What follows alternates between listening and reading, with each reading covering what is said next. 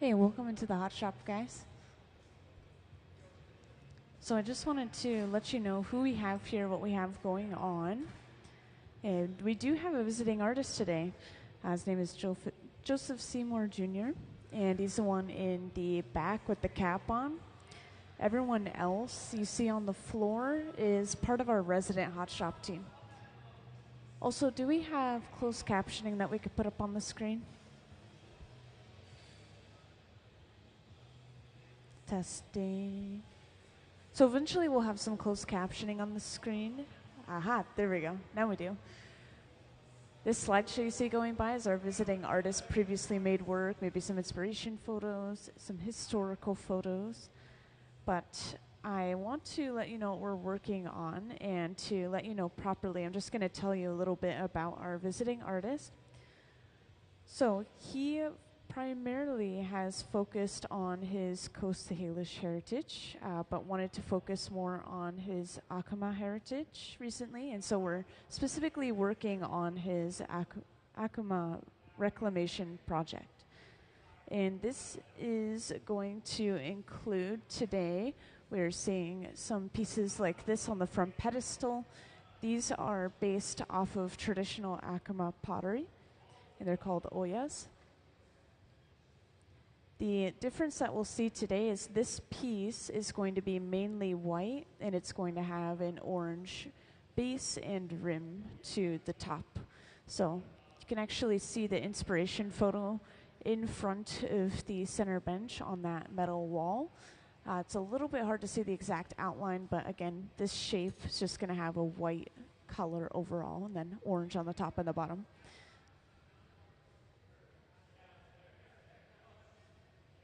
Now, our visiting artist, he's been to many gatherings of indigenous artists and has had the chance to work with many different modes or mediums of art, including glass photography, Salish wool weaving, prints, wood, steel, and rawhide drums.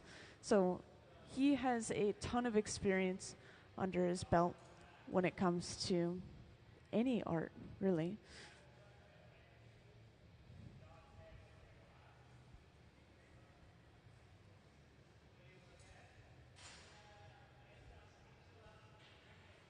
At the center bench, we are getting started on this piece by applying some colored glass to the end of our pipe. So that process you just saw, we melted the color down, dropped it on top of a clear bubble, and this color will completely cover up that clear to the point that the entire piece is just going to look like it's made from that one color, kind of like this black surface layer.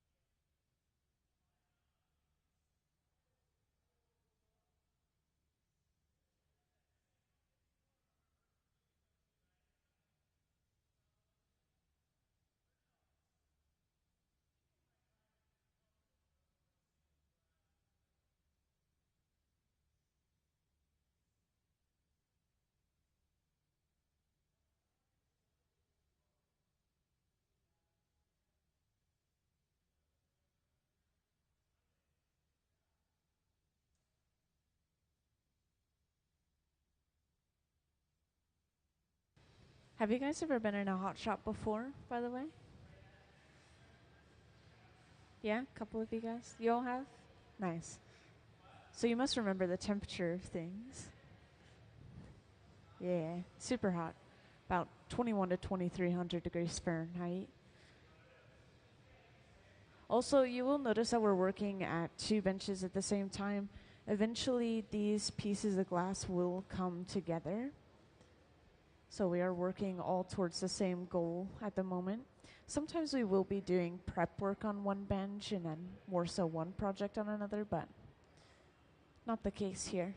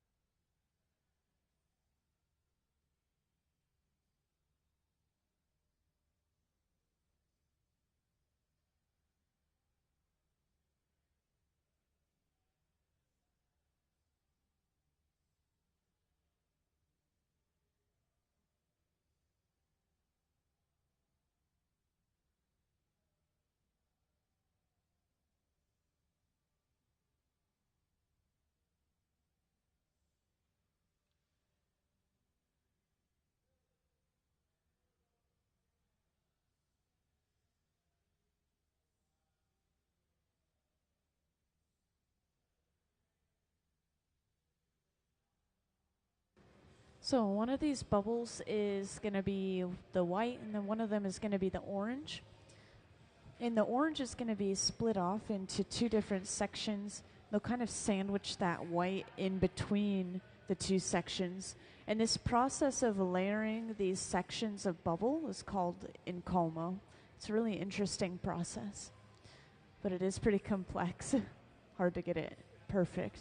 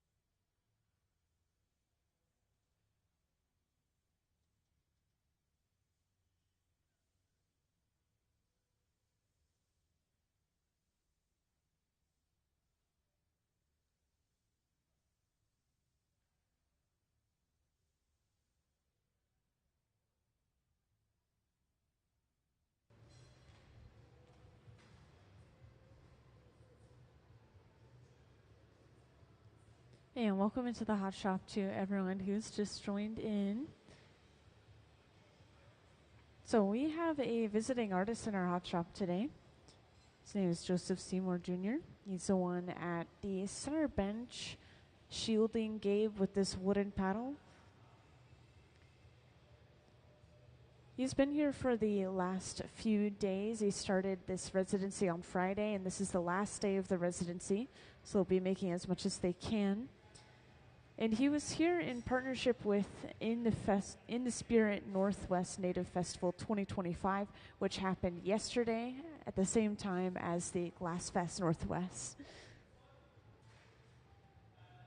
Now, these projects that he's going to be working on today are specifically going to be focusing more on his Acoma heritage. He usually would focus more so on his Coast Salish heritage, apparently, but wanted to focus more on this kind of second part of himself. So this is the Acoma Reclamation Project. And specifically today, we are going to be seeing some pieces similar to what you see on the front pedestal right here.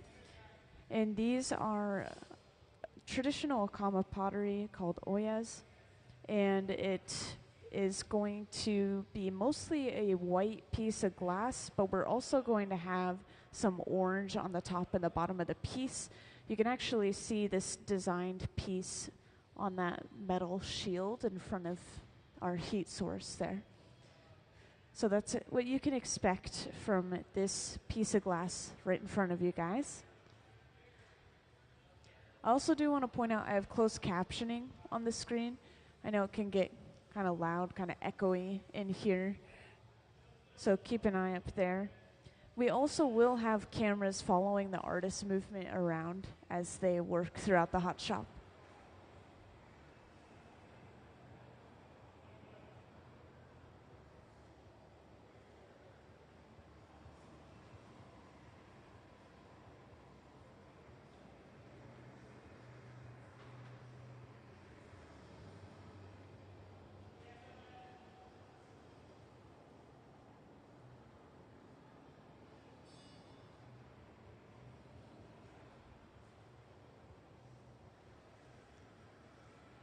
So this process is going to be interesting to get that orange on the top and the bottom of the vessel and have that white just overall or in the center. We're creating these individual sections of the bubble. So this is an orange bubble of glass at the center bench that we've just sectioned off. The larger section is going to be the bottom of the piece. The smaller section is going to be just the rim of color around the opening. And then we have the white bubble of glass over on the left bench that they've been preparing at the same time. They'll bring over and eventually attach everything together. And to be able to attach that white in the middle, we need to separate these sections. So we attach a pipe to the end, and we'll completely break this end section off.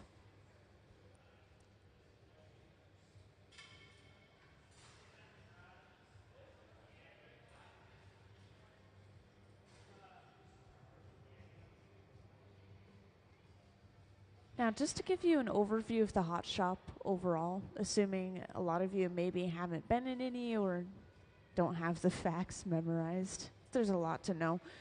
The heat that we're working with, these large open face furnaces, they run between 21 and 2300 degrees Fahrenheit.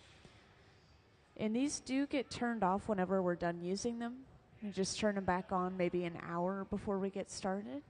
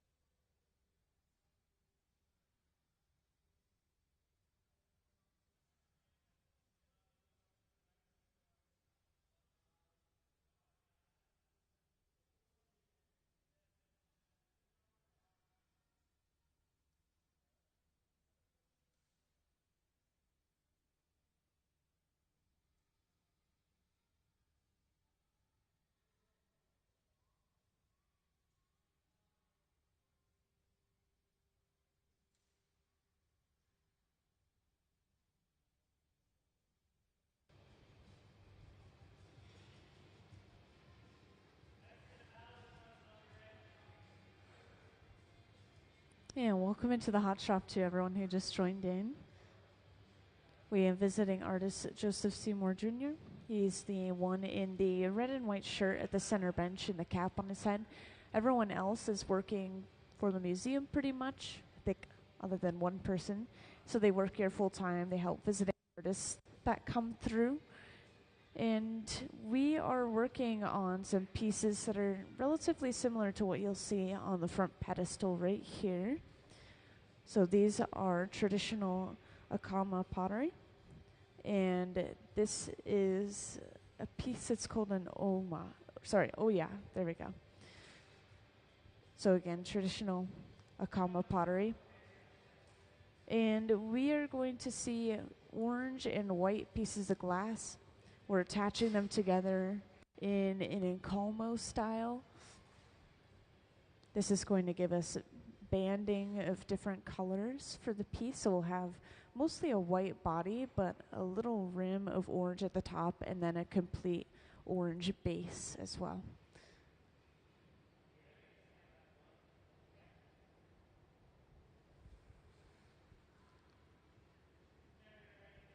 And our visiting artist has been able to work with many different types or mediums of art, including glass already, but photography, Salish wool weaving, prints, wood, steel, and rawhide drums.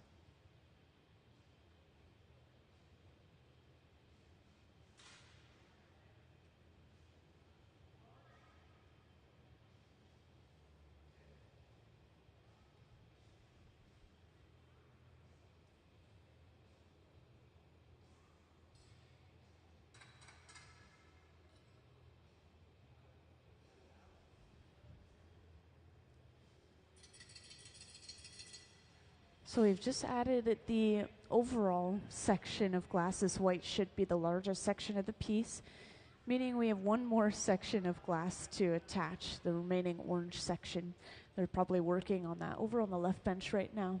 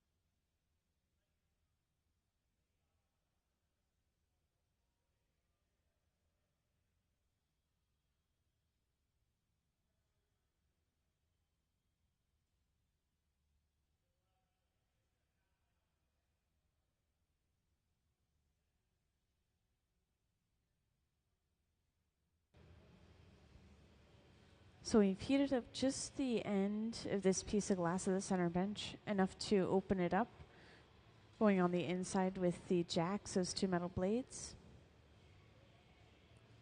and smoothing, tapering the shape slightly using the papers. So this pad is quite literally just folded up newspaper that has been soaked or splashed with water.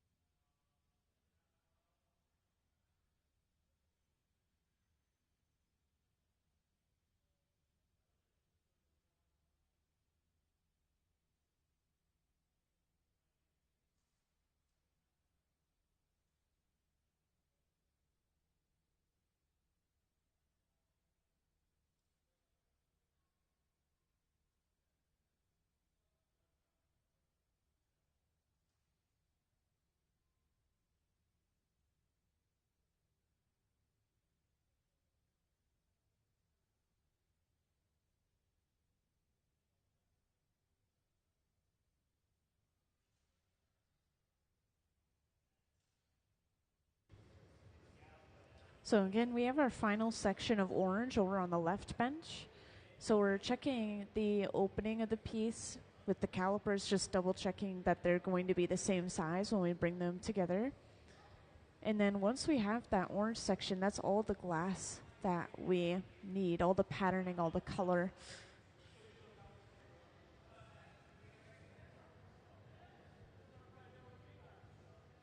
And based off the amount of glass we have already, this is going to be bigger than the pieces we're seeing on the front pedestal.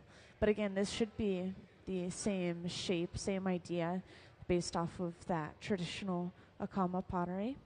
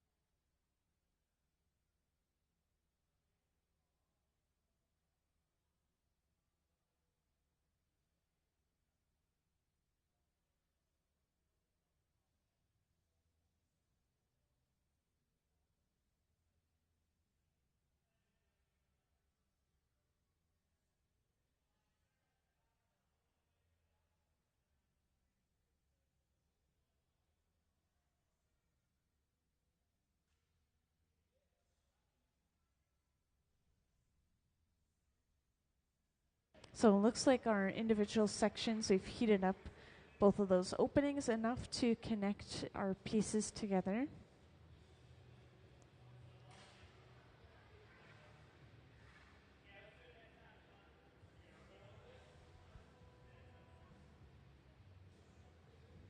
And yeah, for those who just joined in, I'm sure you're wondering what we're making. So, of course, I want to point out again, we have Joseph Seymour Jr. He is our visiting artist today in the red and white shirt, the center bench. And we're going to be working on a piece that's very similar shape to all these on the front pedestal right here. Of course, I think this is going to be a lot bigger than what we're seeing on the front pedestal. We have a lot of glass already. But yeah, this is traditional Acoma pottery, and these are called ollas.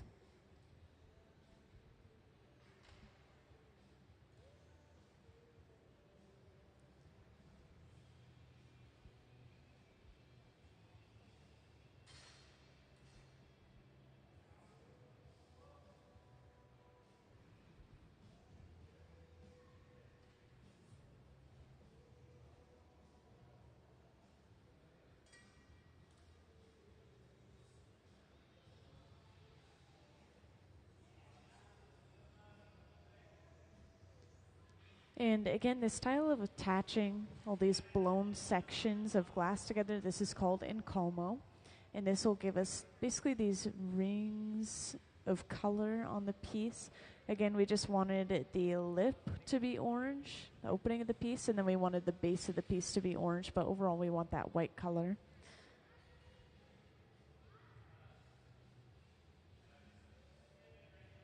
And could we have our visiting artist slideshow again, please? So I just wanted to make sure you all had a chance to see this. I know I haven't shown this since the beginning of the day. So up on the screen, there's a slideshow playing. So all of our visiting artists previously made artwork, inspiration photos.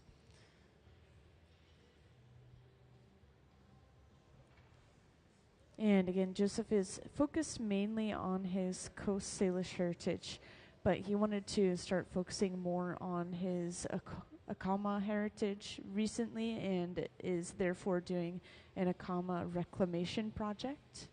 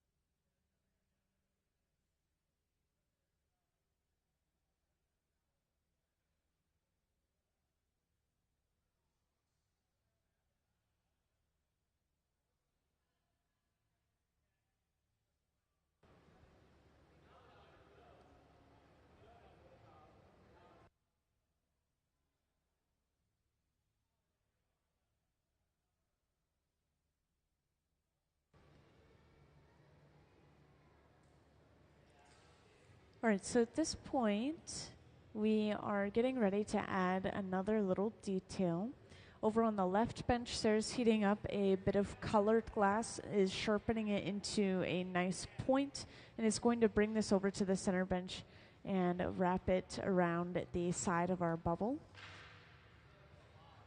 Hey, could we have a view of the center bench, please? So this is going to touch down on the glass, and then as they turn the pipe away from them at the bench, this is going to twist all the way around. And as you can see, this is creating a line of color just in between, that connection between the orange and the white. And I believe they told me this is just going to be a small black line of glass.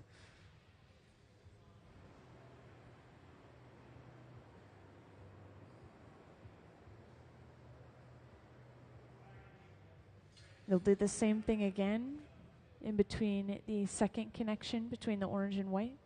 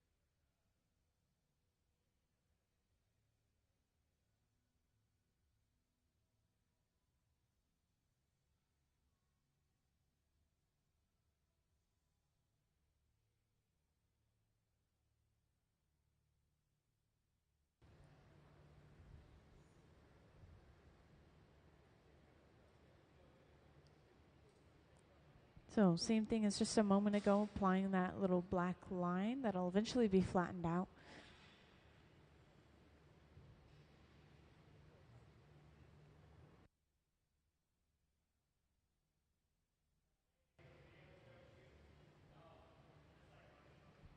And I'm not sure if anyone else just recently joined in, so I'll repeat just the basic info on my microphone that we have visiting artist Joseph Seymour Jr. And this is the last day of his 3-day residency here. He came in partnership with In the Spirit Northwest Native Festival 2025, which that happened at the same time yesterday as our Northwest Glass Fest, which was here at the museum. And we are working on some traditional Acoma pottery, which you'll see on the front pedestal, some inspired by pieces, and then also a piece of ceramic pottery itself there. So this is going to be the same shape we're seeing in the hot shop, but different colors and of course made out of glass. This piece overall is going to be white, and it's going to have an orange base and an orange rim to the piece. And we just applied these little black lines, I think mostly just as an accent, kind of make those colors pop.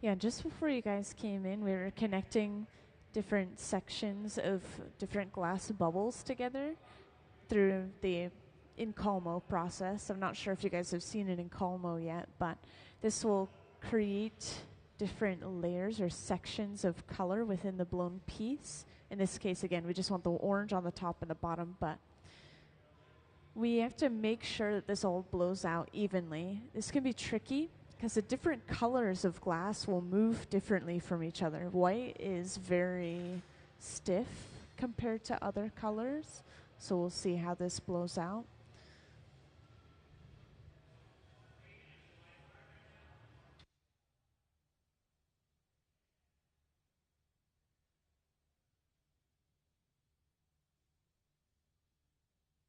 And I'm not sure how many of you guys have seen the very beginning of the process, so I'll point out we just gathered a single little gather of clear glass on the end of our pipe from inside of our furnace tank with the closed door. And this glass, when it comes fresh out of the furnace, is sitting at about 2100 degrees Fahrenheit.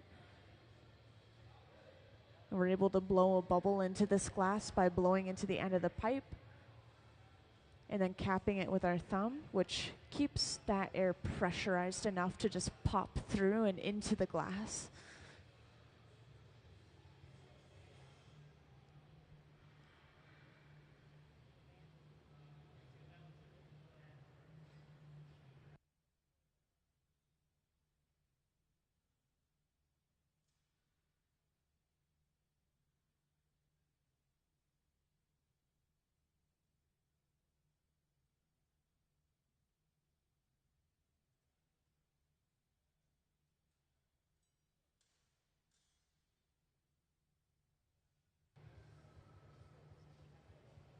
It looks like we're getting rid of some excess glass at the center bench. This is mostly clear glass, but we did have a little bit of orange we cut off.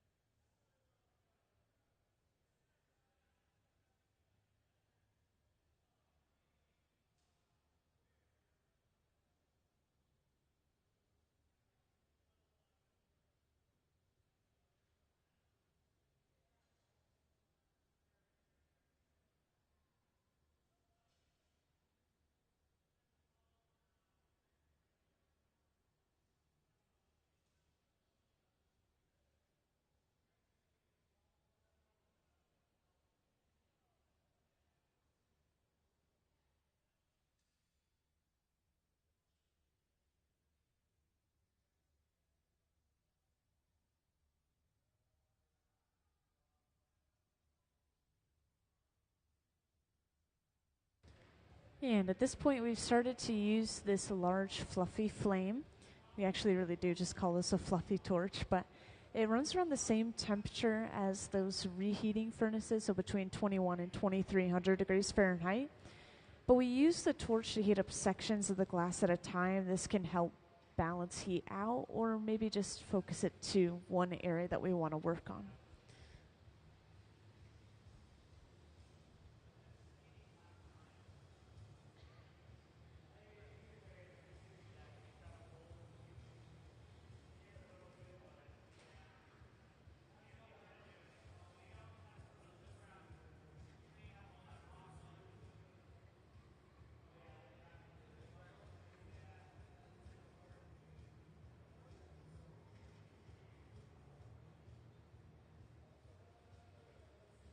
And next we start using one of our few wooden tools. This is a block, which is a wooden spoon-shaped tool. We keep it constantly saturated in water in those buckets behind the bench. And when we're using them, the idea is to have a layer of steam in between the wood and the glass, but we want to shape it, round it out, smooth it out. And this just helps the bubble blow out evenly from inside of all this glass.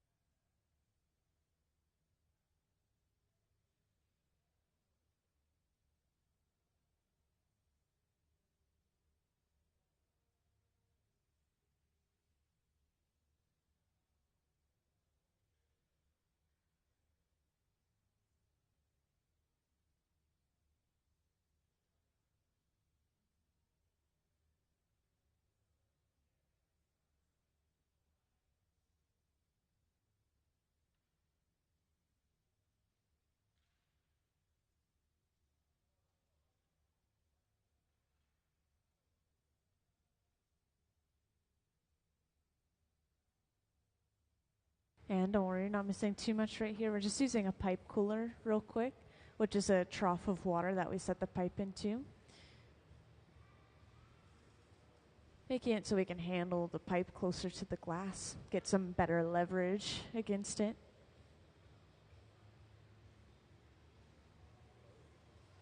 And again, we've gathered a layer of clear on the end of that pipe over on the left, starting to build up more layers, more mass.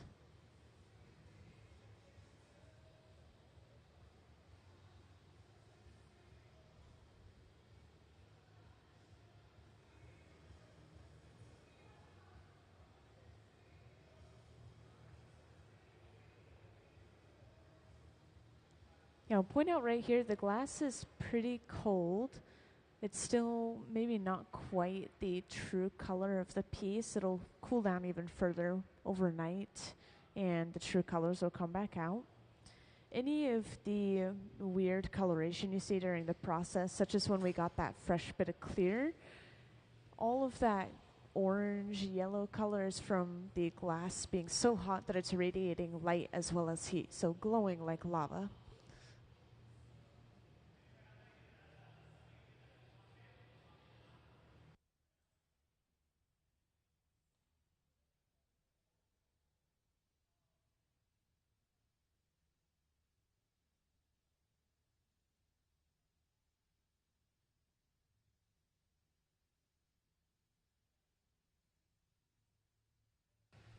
Okay, now this torch is pretty different.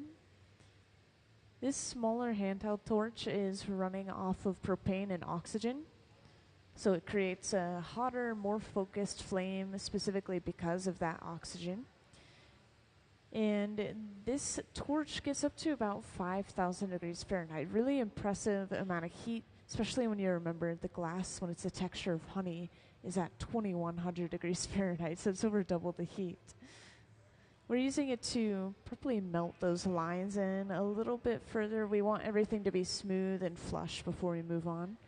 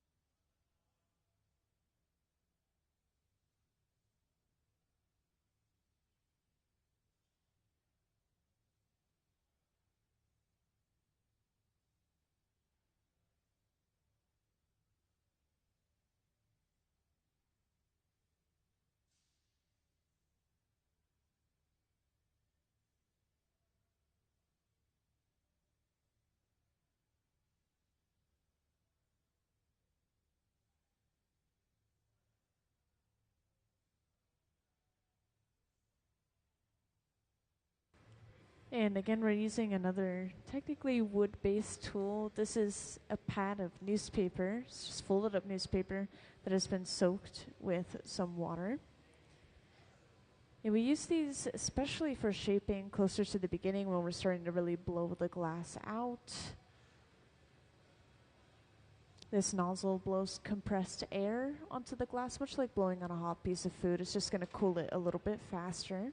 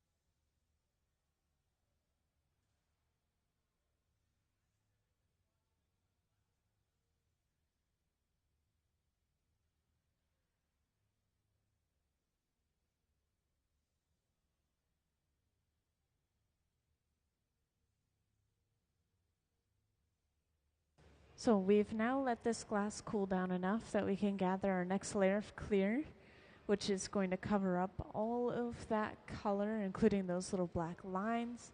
And this is specifically a strip gather, so we're letting some of that glass drip off into a bucket.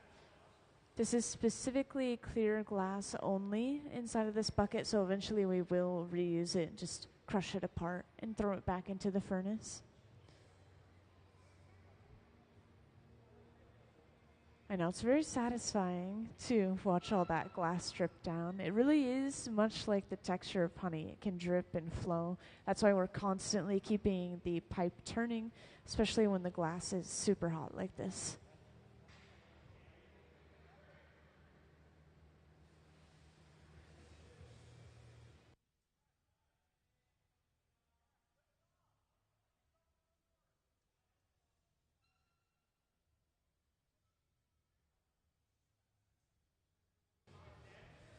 So not quite. This piece is hollow. I think the walls are still pretty thick right now though, so I would estimate maybe 25 to 30 pounds of glass right now. Yeah. It's a little bit hard to estimate, but yeah, even if a piece looks really big, it's technically a little bit lighter than you might imagine. But, you know, it feels so much heavier than it actually is. It feels apparently about 5 times heavier because of the leverage it has against you. Yeah. Exactly, yeah. That's why you see them kind of walk around like this sometimes.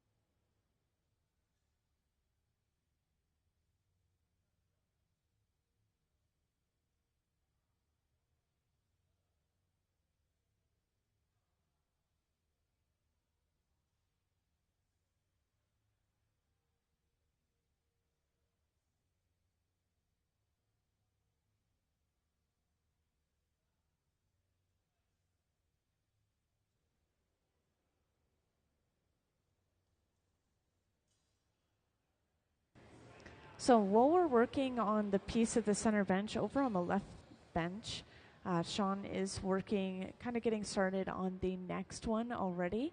We're trying to use up as much of our bench space, as much of our time, as efficiently as possible. And he actually is specifically here assisting our visiting artist, Joseph. So he's not someone you'd usually see on the floor. Yeah, I get a lot of questions specifically about the visiting artist. They can bring in whatever assistance they want. They can even completely replace the resident team that works here if they want. But our resident team that works here, they have 20 to 30 years of blowing glass under their belt individually. So oftentimes they will opt for their help.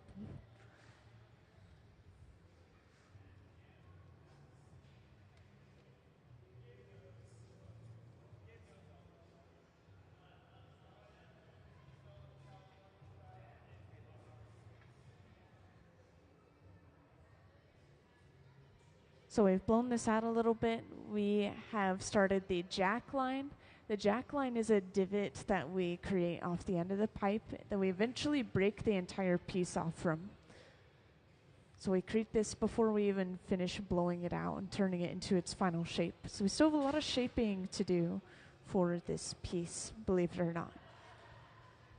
And yeah, for those who just joined in, we have visiting artist Joseph Seymour Jr., and he's the one in the red and white shirt at the center bench, the cap on. And everyone else around him is basically supporting him in creating this work of his. This is the 3rd day of his residency here, which is a partnership with In the Spirit Northwest Native Festival 2025. That took place yesterday alongside the Glass Fest Northwest Festival. And Joseph has been to many gatherings of other Indigenous artists and has worked with a variety of materials, including he has worked with glass before, photography, Salish wool weaving, prints, wood, steel, and rawhide drums.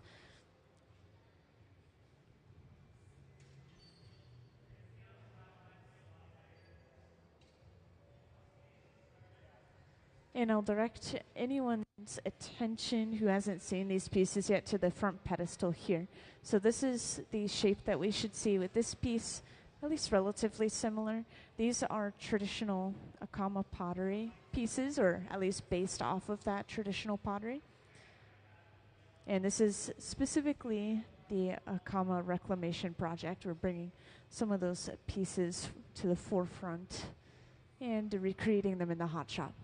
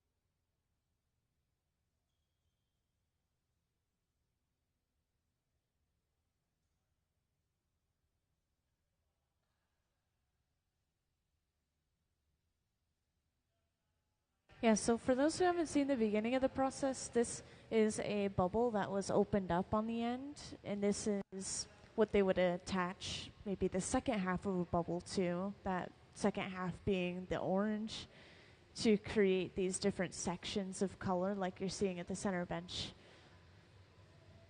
And again, this process is called an Acoma. It's probably not going to spell it correctly on the screen, so don't pay attention to that. But yeah, it's a process of attaching those blown segments together, and you get these different rings of color around the outside of the piece, basically.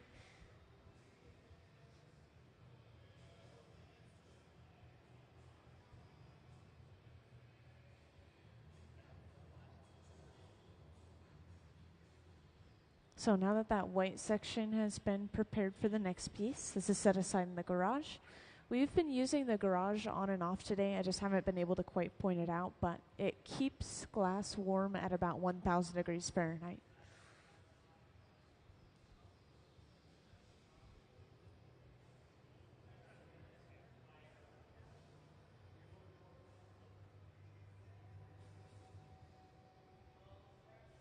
And yeah, we're just now starting to flatten the bottom of the piece. We're just using one of our wooden paddles to do this.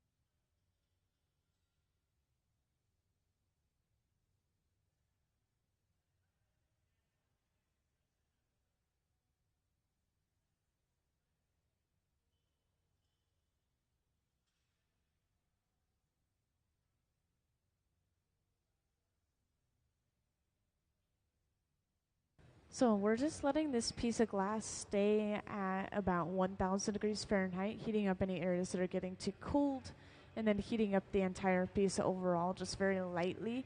If we let it drop too far below 1,000 degrees Fahrenheit, then the glass will start to break from thermal shock. So we're just constantly making sure it's warm.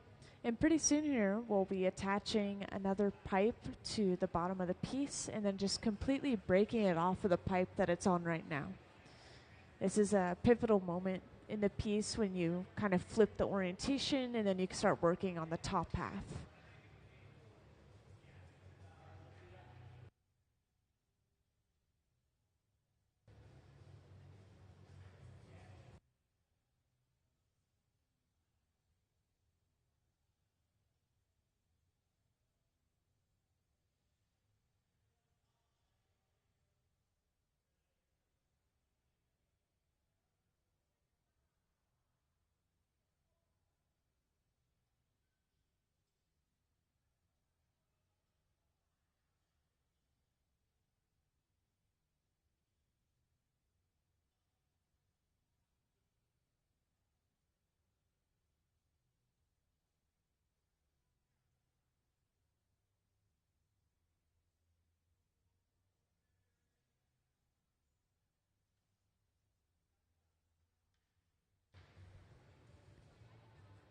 So now we have brought that second pipe over.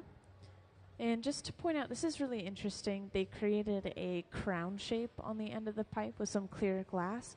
So this will connect to the bottom and create an air pocket, making it easier, quicker to break this piece off later on, kind of a weak point.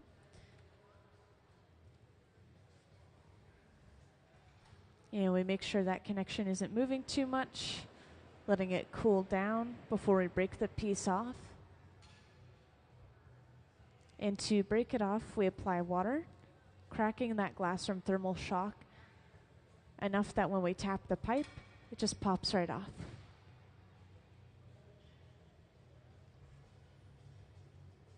So now we have flipped the orientation of the piece. We can start working on the top half of the piece, open it up, flare it out, whatever we need to do. And again, the diagram that we're going off of is just in front of the shield, right in front of the center bench here.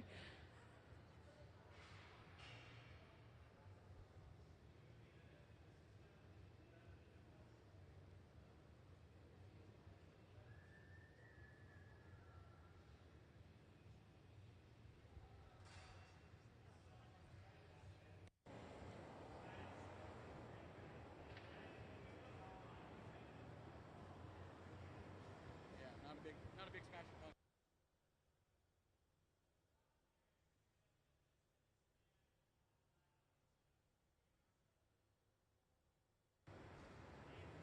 And welcome to everyone else who has just joined us in the hot shop. I want to catch you all up and tell you who we have here, what we have going on.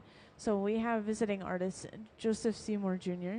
And he is the one who actually just came up to the front in the red and the white shirt. Everyone else is basically supporting him and creating this work of his that he has designed. Now, we already have some pieces on display that were made previously, and this is a very similar shape to what we'll see this time, but we're seeing very different colors and patterns within the glass. And this is all based off of traditional Acoma pottery. And just to give a little background on that, our visiting artist, he usually focused mainly on his Coast Salish heritage, but wanted to focus more on his Acoma heritage. And so he's bringing that back into his work recently. This is the Acoma Reclamation Project, where he's going to be continuing to work on various items based off of traditional Acoma art.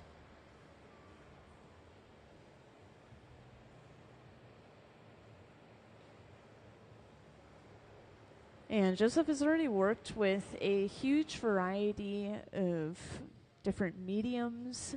He has worked with glass before, but he's also worked with photography, Salish wool weaving, prints, wood, steel, and rawhide drums.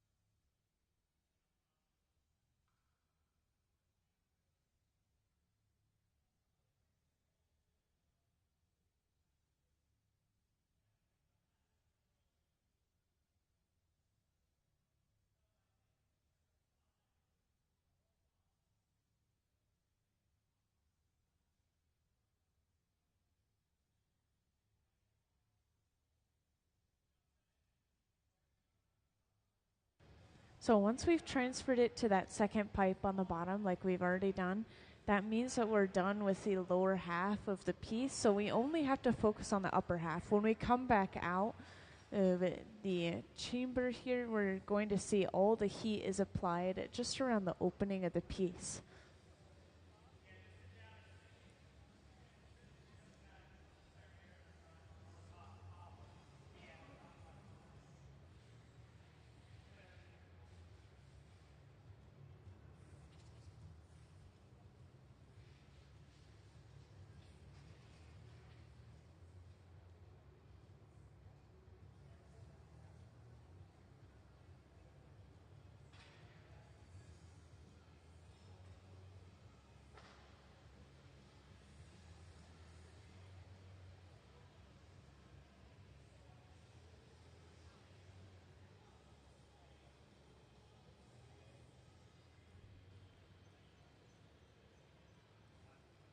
And right after getting that heat, start to stretch out the top of the piece right around the opening using some tweezers.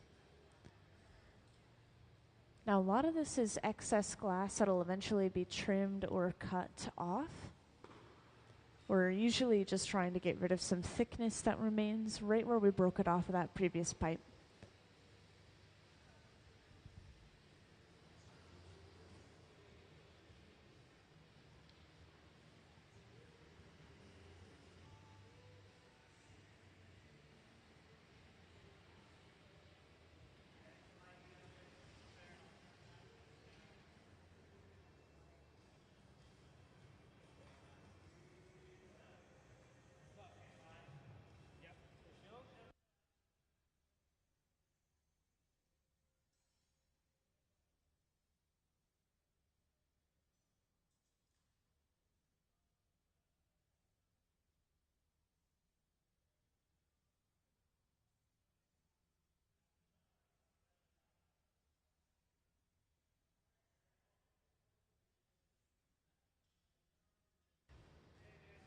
And this is another really satisfying thing to watch when it comes to glass art. So Gabe is going to trim this glass off with a pair of shears. When you're using these various tools, especially something like the shears, you can actually feel the texture of the glass through the tool, which I always describe it as maybe like a taffy or putty. It's moving a little bit, but it is holding its shape for the most part.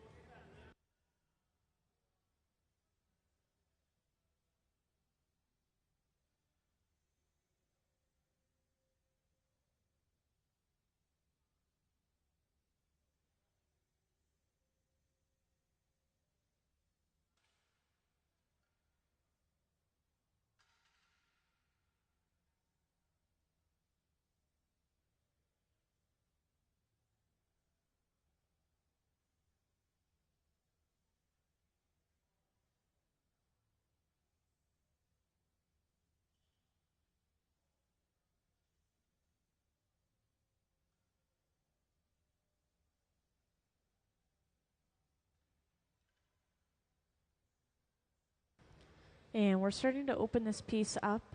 I'll point out we are using a tool called the Pachofis. So these two blades are actually made out of wood. We keep them constantly saturated in water.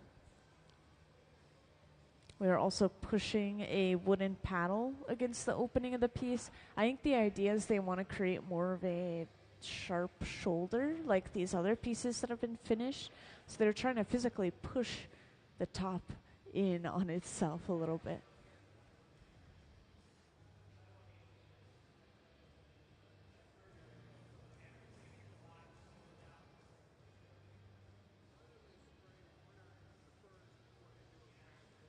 So sometimes they'll spray water into the furnace, and this is to break any air bubbles that have risen to the surface of the glass. Hopefully the water's just hitting it and then bursting them before we gather, so that we don't get any air bubbles in our next gather. Yeah, I'm sure some other people saw that and were wondering as well. Also, we just used the Sophietta, which is a cone-shaped tool. That cone blocks off the opening to the piece, and we can then blow a little bit more air into the piece, kind of expand the shoulder.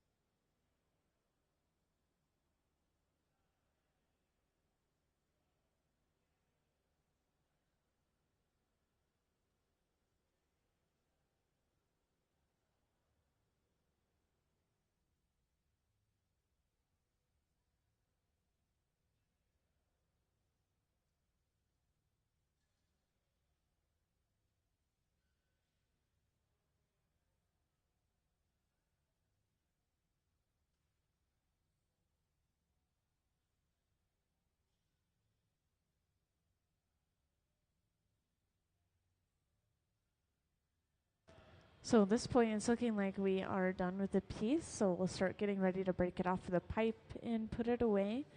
When we put our pieces away, we put them in these large black boxes on our far walls.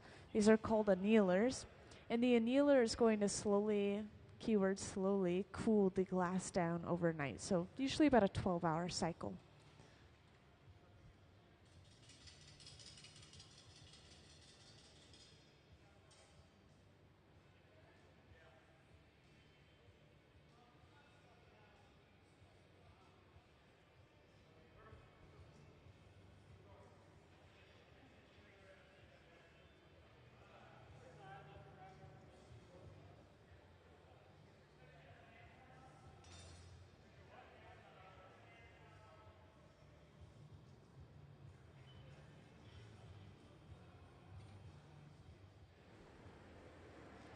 So in preparation for breaking this piece off, we'll torch that area where the clear glass is connected to the pipe till we see some movement in that connection.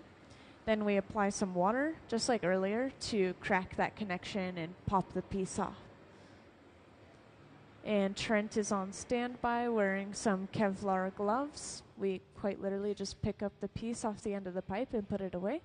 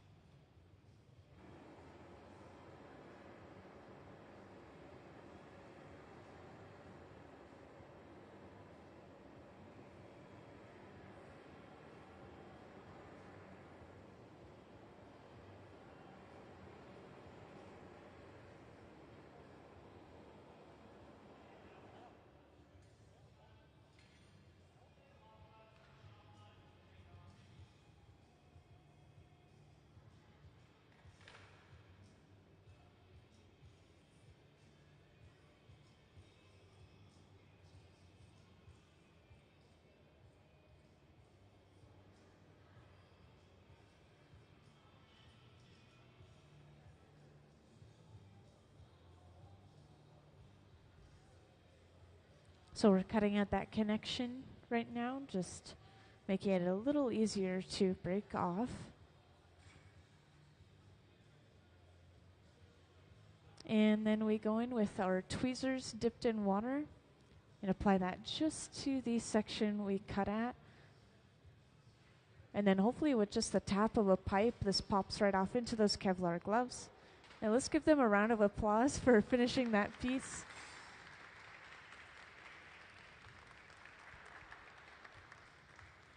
Yeah, just like that, the piece is done. We set this aside in our 900 degree Fahrenheit annealer.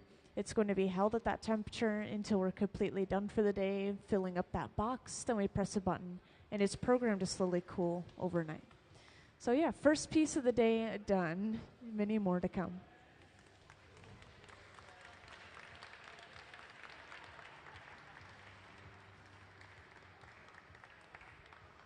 Thank you, everyone.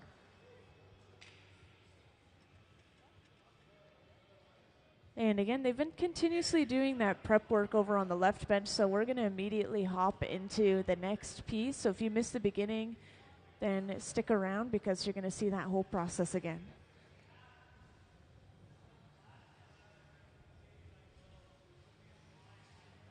And just in case we've had new people join in here and there, I want to reintroduce the topic, the design, who's here, just a general introduction. So we do have a visiting artist here. His slideshow is going to be up on the screen as I talk about him. And his name is Joseph Seymour Jr. He's the one who's in the red and white shirt. I think he's just disappeared for a moment, maybe getting some water. But he is here in partnership with In the Spirit Northwest Native Festival 2025. And that took place yesterday at the same time as our Glass Fest Northwest here at the museum. He usually focuses mainly on his Coast Salish heritage, but for this residency, he specifically wanted to focus more on his Acoma heritage. So we're working on his Acoma Heritage Reclamation Project. Specifically, the piece that we just saw was similar in shape to these pieces on the front pedestal. These are based off of traditional Acoma pottery called ollas.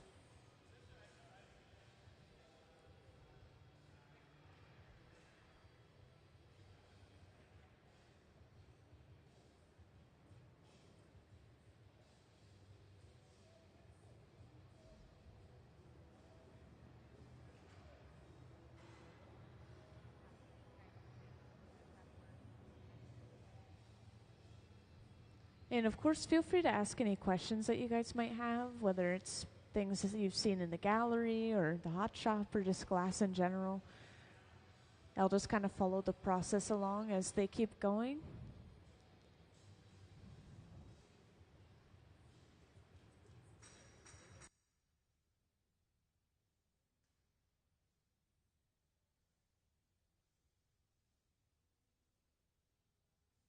Yeah, so the person who designed the pieces of glass is the artist, the accredited artist. And the people who work full-time here at the Museum of Glass, they help visiting artists almost every single week as they come through. It's their full-time job.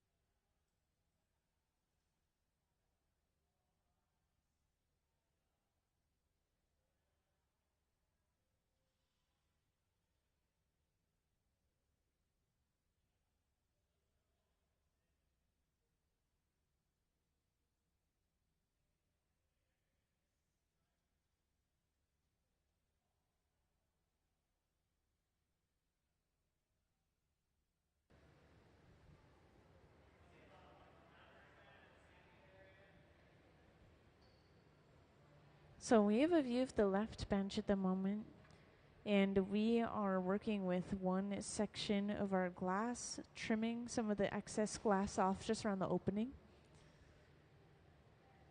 So this is going to be our orange section of the piece. And we are working with the second orange section at the center bench, it looks like. We already have the white section of our glass created. It's just been set aside and it's keeping warm inside of this silver box right here. So whenever you see us working with this box, we're pulling out or putting in pieces of glass to be preheated to or kept at 1,000 degrees Fahrenheit inside of there.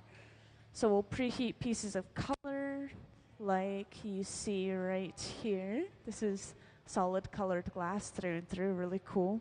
It's called color bar. Or we'll be keeping pieces like this warm and we'll pull them out and we'll be attaching those openings together for these pieces here.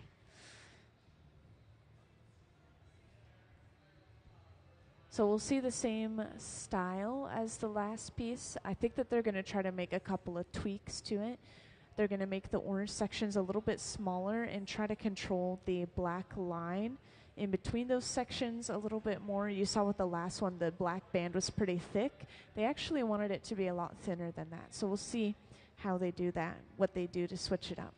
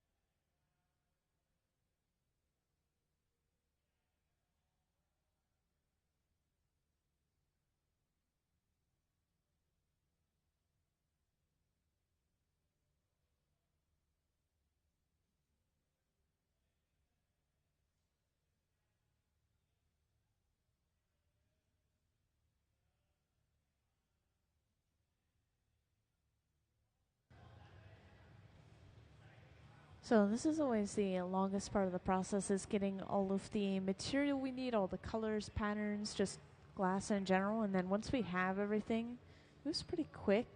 Start blowing it out.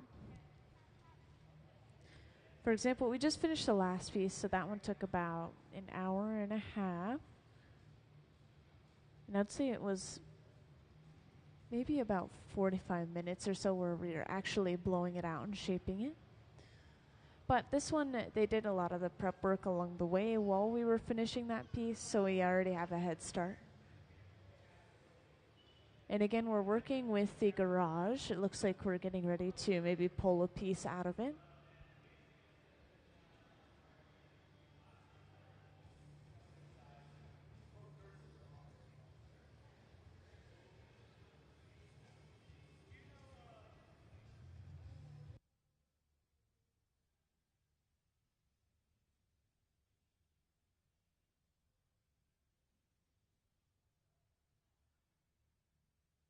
So our section at the center bench is done. We're just waiting for the white section to come out. We'll attach them together.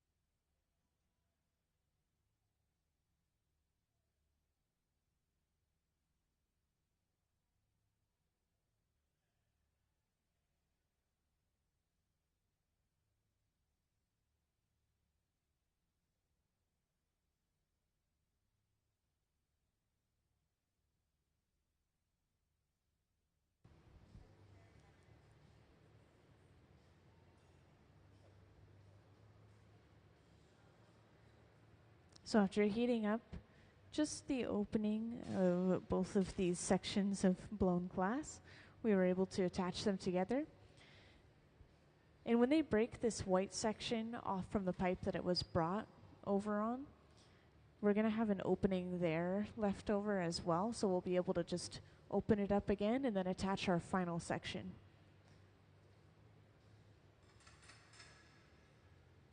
Just building this piece by piece.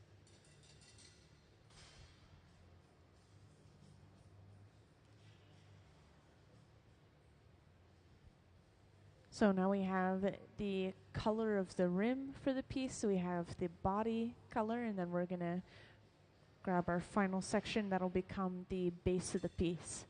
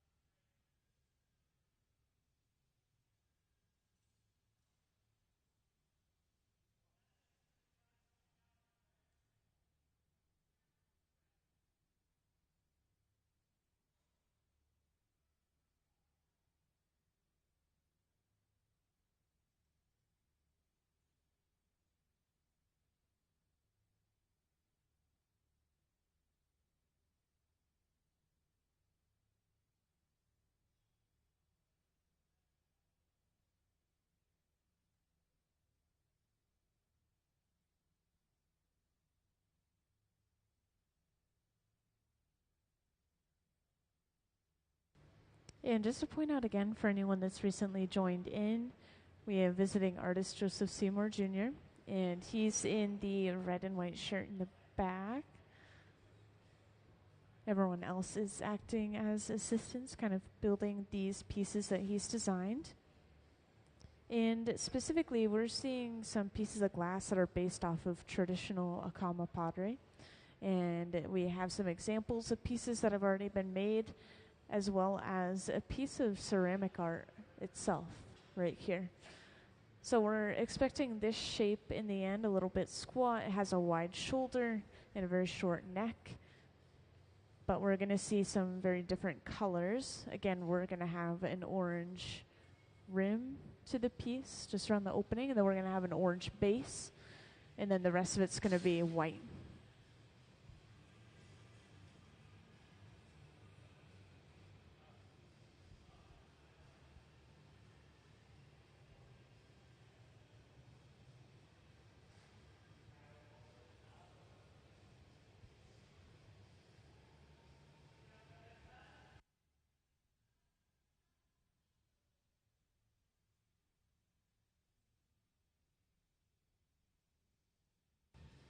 So we have successfully opened up the end of this piece again.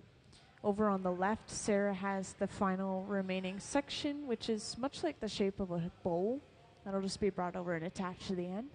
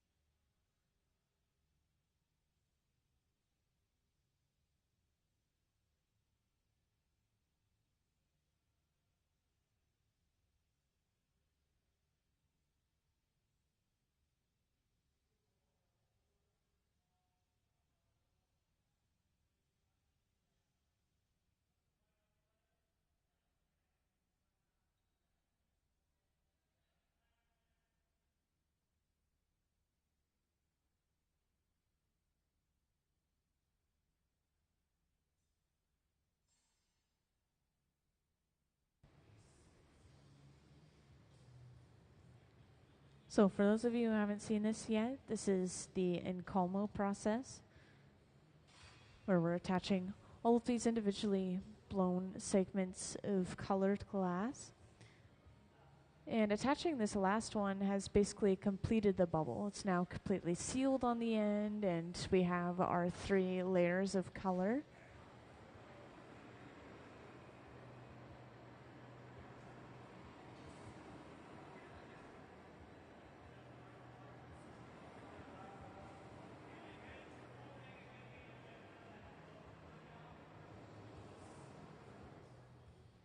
And last time, this is around the time when they added those little black lines in between the segments of color. We'll see if they do the same thing or if they switch it up this time.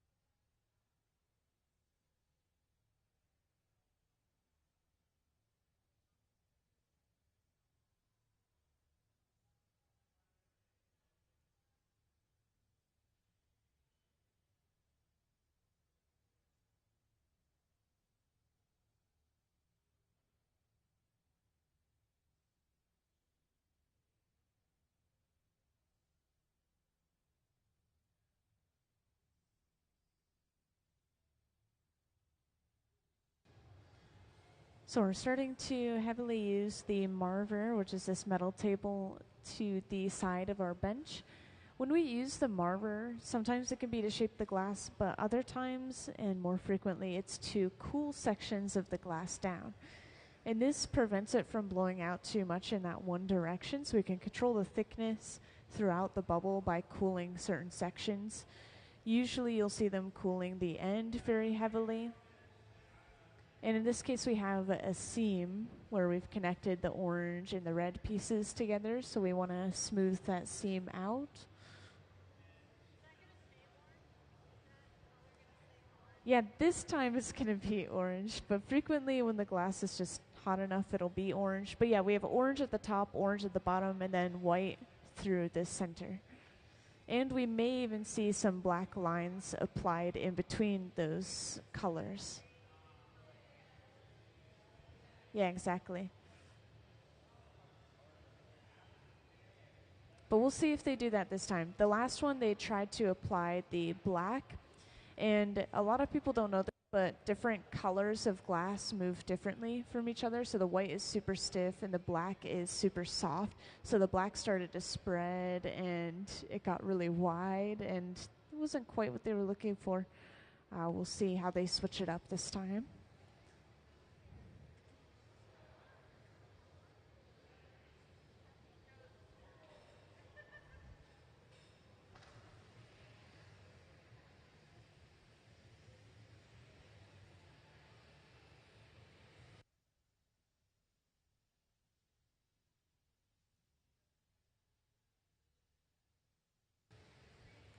So we used this torch briefly earlier for this same reason, kind of smoothing out that seam.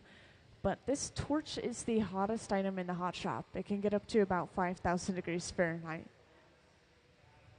And if you need a comparison, the glass when it's completely molten to the texture of honey is at about 2,100 degrees Fahrenheit. So only half, not even half, the temperature of this torch.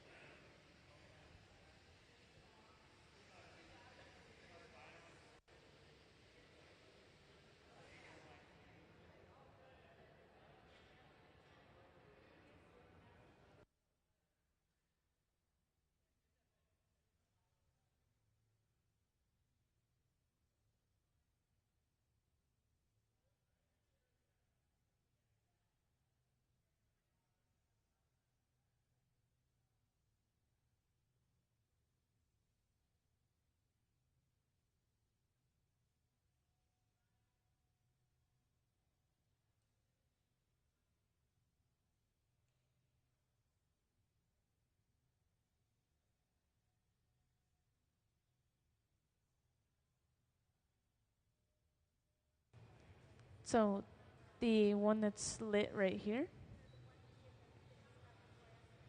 So the ovens, which we call glory holes, those large open face furnaces, they run between 21 and 2,300 degrees Fahrenheit.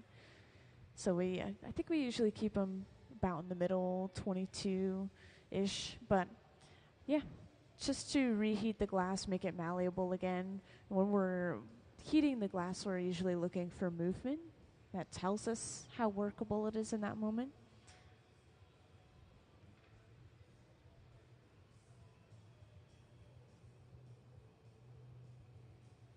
And next we move on to using a block. The block is this wooden spoon-shaped tool. Keep it constantly saturated in water. Once it starts burning, we dunk it back into the water, but it's just to smooth and even out this shape and help the bubble blow out evenly.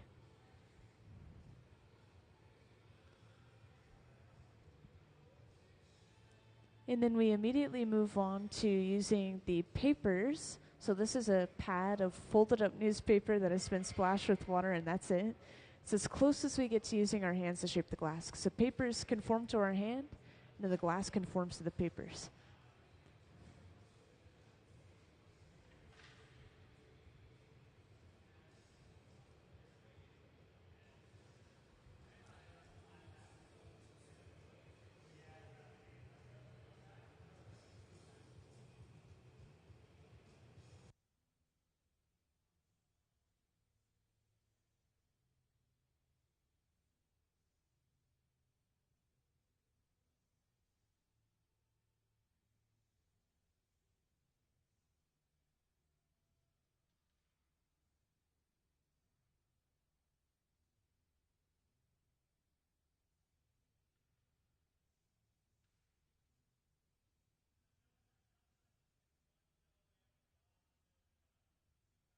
So this time it looks like we've opted out of those black lines, so we're going to stick with just the white and the orange.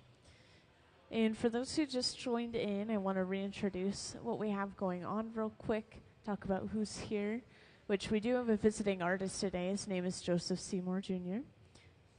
And he's one of the red and white shirts, close to the front now with that cap.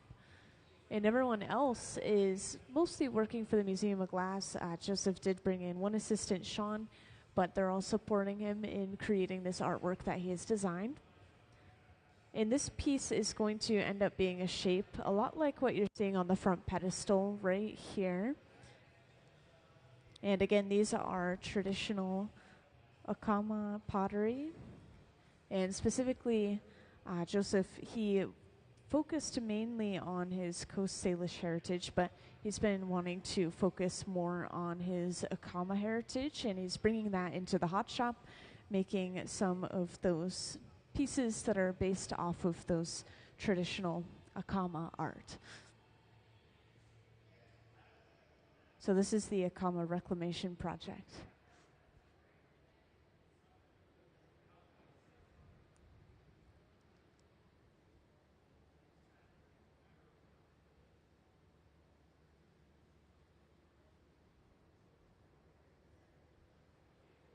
And right now we're letting this glass cool down. Pretty soon here we'll be gathering a layer of clear over top of this glass, just building up some mass for the piece. And of course, feel free to ask any questions that you guys might have, whether it's about the visiting artist or about the hot shop, about the galleries.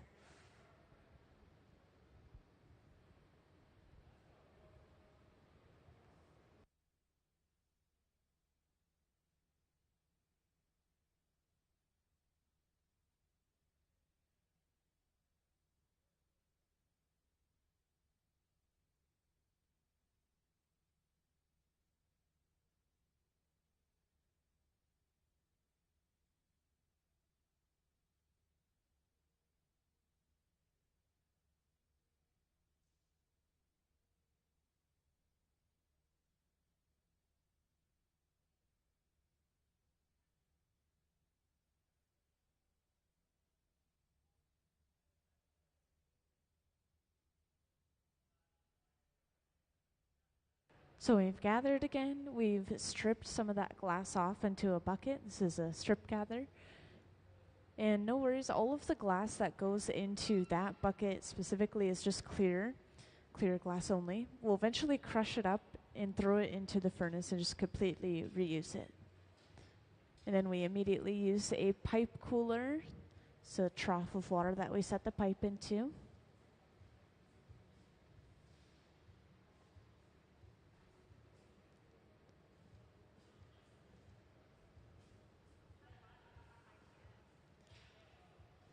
The pipe can get pretty hot, especially the more material you start working with. And if the glass is kind of low inside of the crucible, inside of there, you have to stick the pipe really deep in and it starts to really heat up. But surprisingly, I've been told that steel is a relatively poor conductor of heat compared to some other metals, other materials. So the heat usually only travels about this far to where it's untouchable.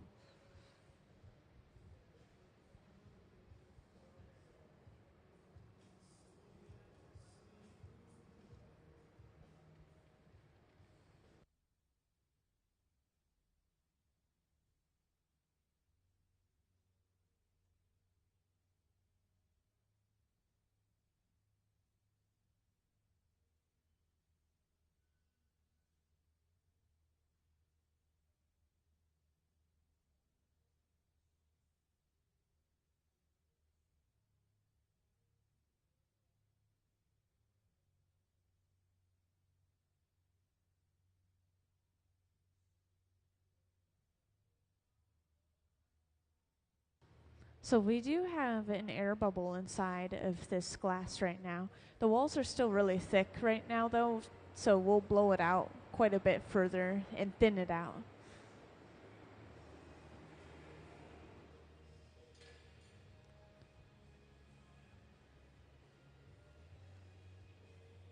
So the blowing can be pretty easy to miss.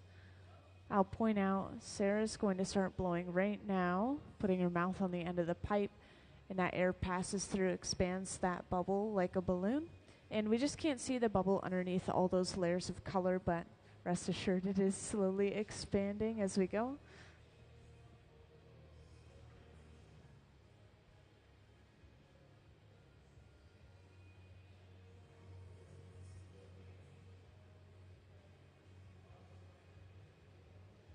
And Gabe is continuously using the papers to guide the direction it's blowing out and to keep the bottom a little bit thicker.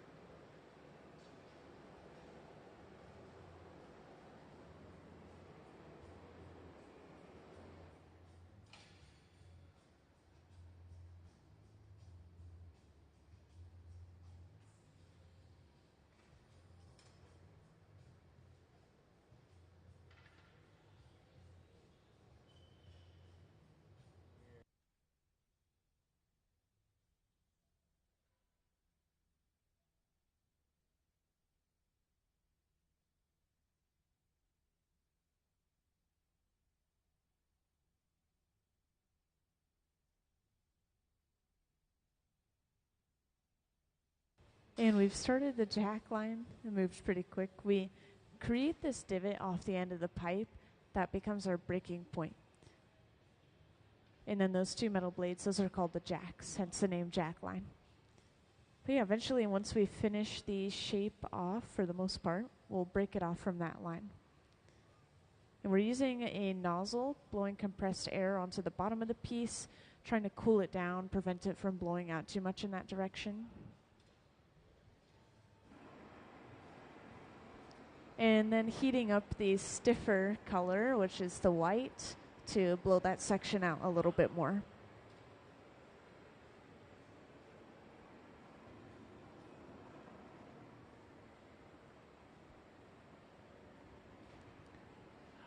And if you didn't know, the different colors in glass, they come from different metals, minerals, oxides mixed into the clear glass mixture in the very beginning. Then it's melted into usually bars like these. This is what we used for the project right here. Of course, this isn't the same color, but yeah. And because of those different metals and minerals, they will have slightly different melting points.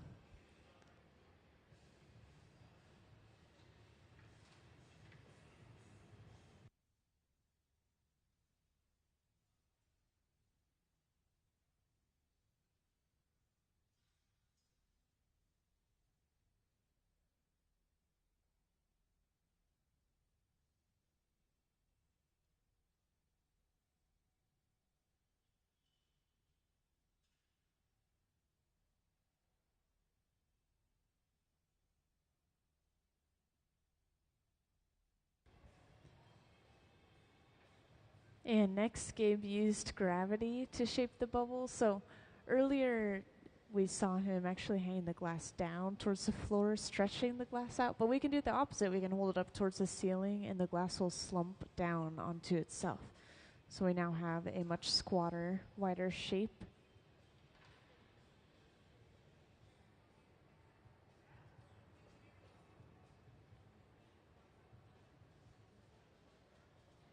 And now we can start flattening the bottom of the piece, which means that we're getting really close to finishing the lower half of the piece entirely. See, it moves so quick. Once we have all the glass and the material, the color that we need, start blowing it out.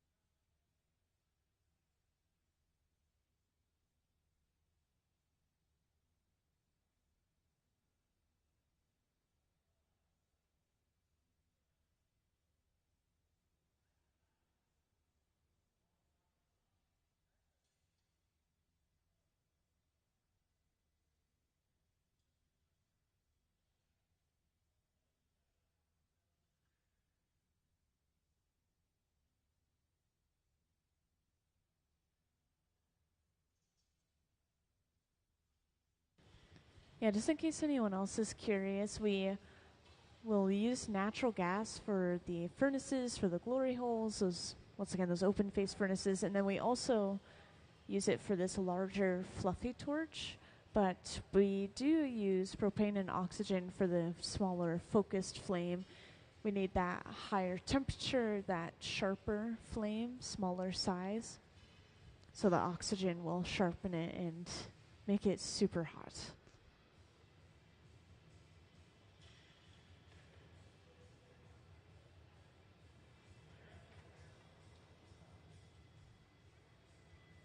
Also, we're just keeping this piece overall warm at the center bench.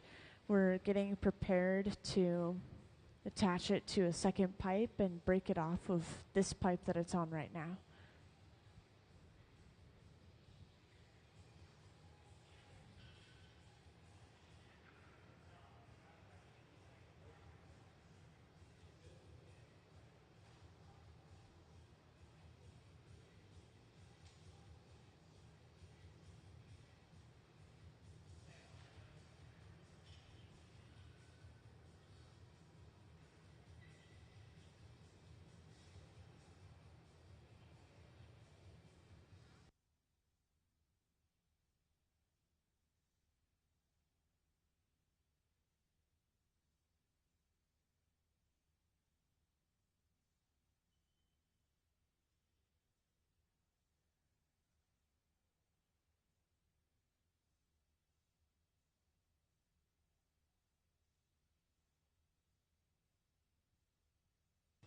And to create a target for ourselves to hit, sometimes the bottom of the piece is marked.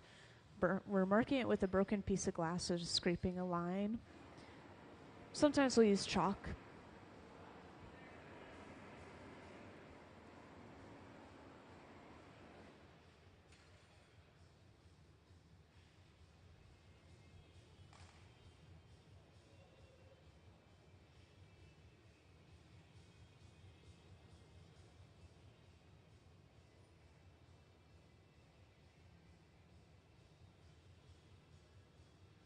So now we're ready with the punty. The punty is this second pipe that we attach to the piece. In this case, right in the center of the bottom, we create a mark or a divot in this connection, making it easier to break off later on.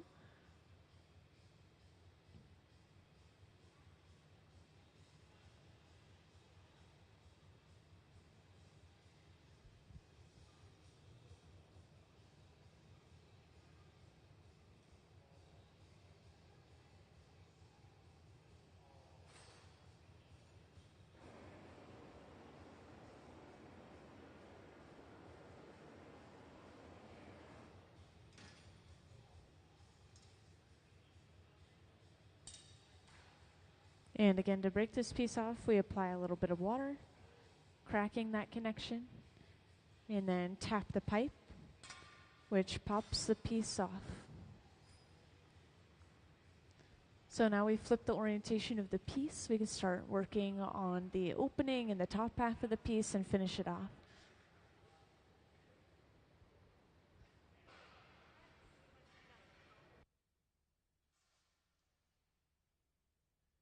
Yeah, so right here is actually what we start with. This is called color bar, and this one is probably just the black. They've heated up all of the pieces of orange and white, but yeah, it's rolled into bars where they make it, and then we just get it shipped in that form and break off and melt small pieces of it. Yeah, those are the furnaces with the closed doors. Those are just clear glass only. So what we have to do is we attach it to the end of our pipe with a little bit of clear glass connection, and then we just melt it down and use just a little bit at a time. But there are such thing as color pots where you dip into the furnace and it's all colored glass. Yeah, the reason we don't do that is we'd have to clean it out over and over again to get different colors, or we would just have to stick to just one color.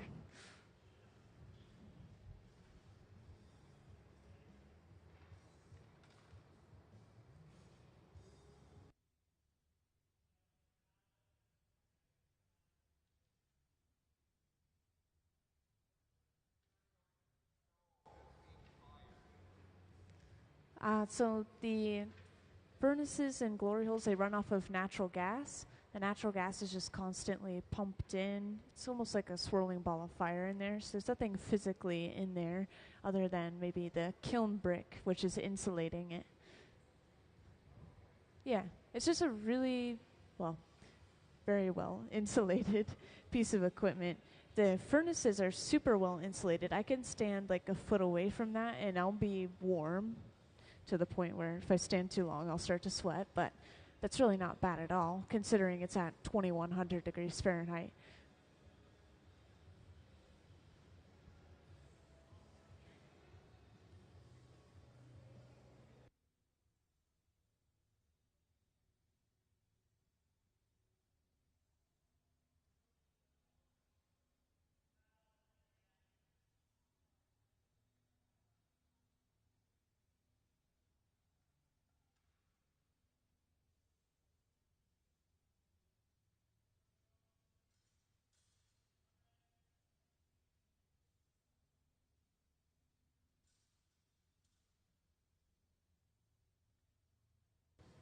And next we've brought over a small bit of color, which we are wrapping around the opening of the piece. This is a lip wrap, so it's going to create specifically a rim of solid color.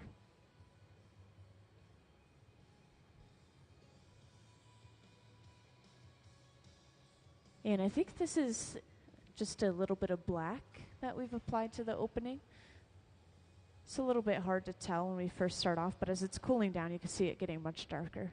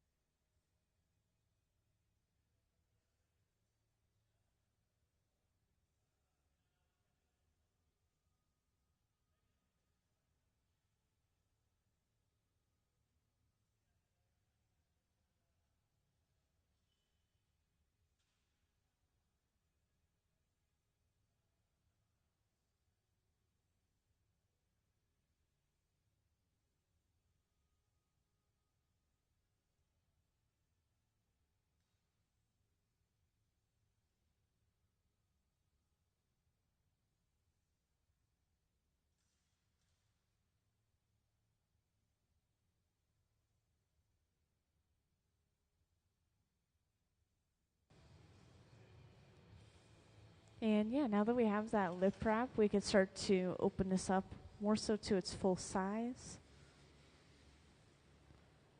Just using that compressed air, cooling down the black, because once again, black is the softest color when it comes to the hot shop. So it's going to really try to spread and move, and we just want to keep it same temperature, same, what's a good word for this? Same texture as everything else, so it doesn't blow out unevenly.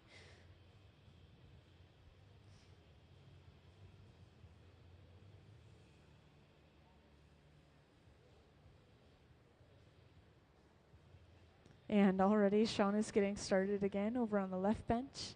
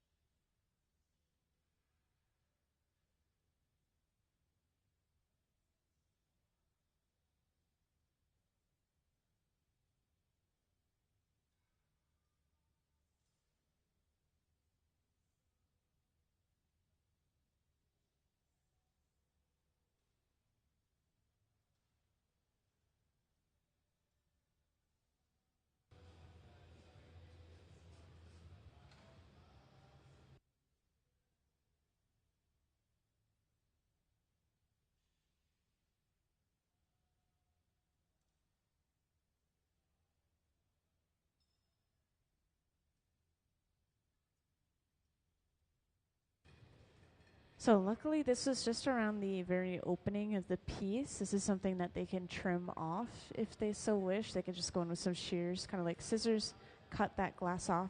The only bit that they're worried about is where the bubble connected to the orange glass. That's something that maybe they'll have to grind away on a later date. So we can work with the glass cold as well. We have an entire cold shop in the Museum of Glass around the corner where we grind, cut, polish the glass using a variety of diamond grit equipment.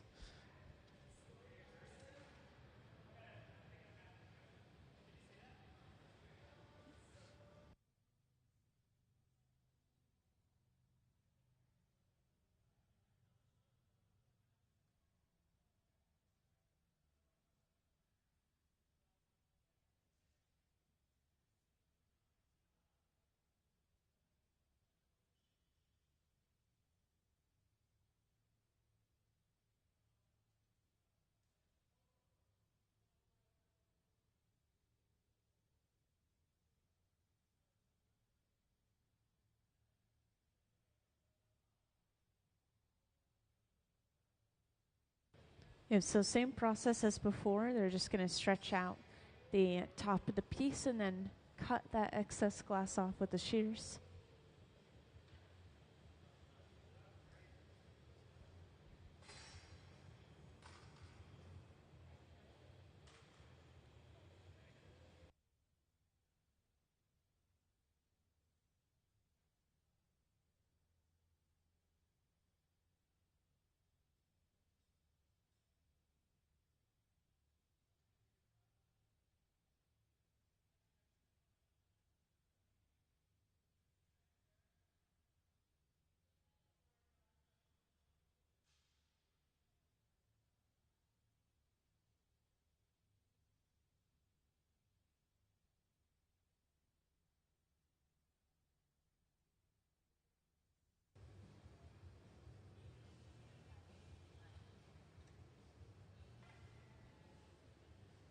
So after fixing up the shape, Gabe trims all that excess glass off with the shears.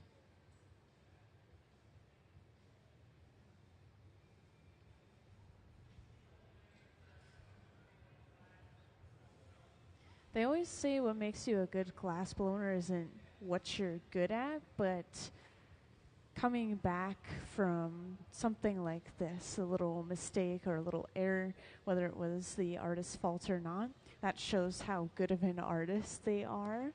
And again, the people that work full-time on this hot shop floor, our resident team, they've been working with glass for 20 to 30 years individually.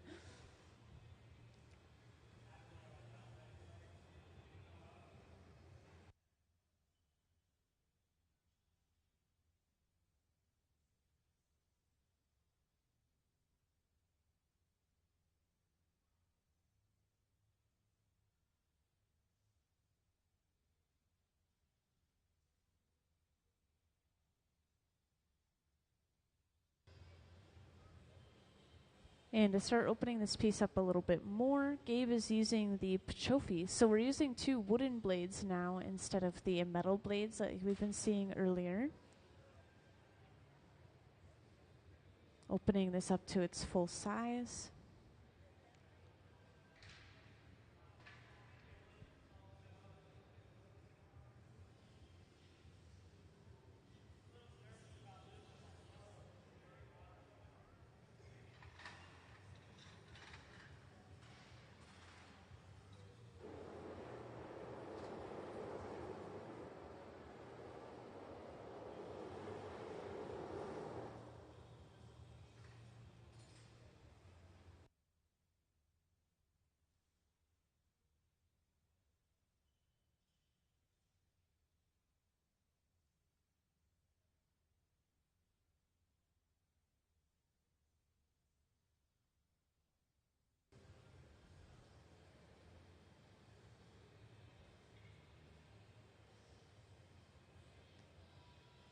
So this is the use for the Pachofis. We're still using those wooden blades.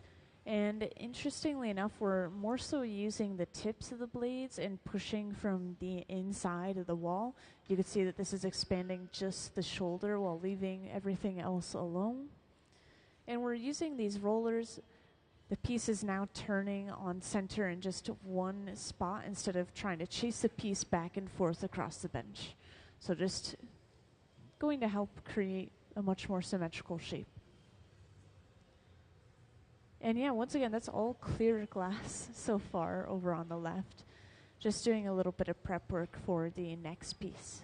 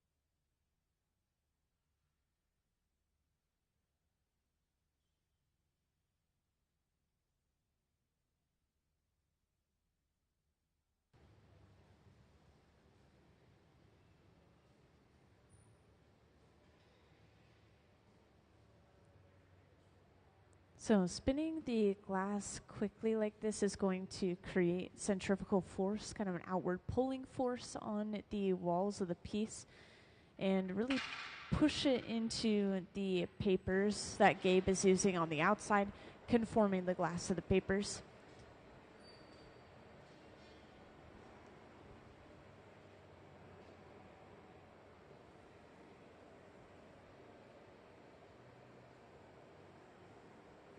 And just using this fluffy torch to balance the heat out again.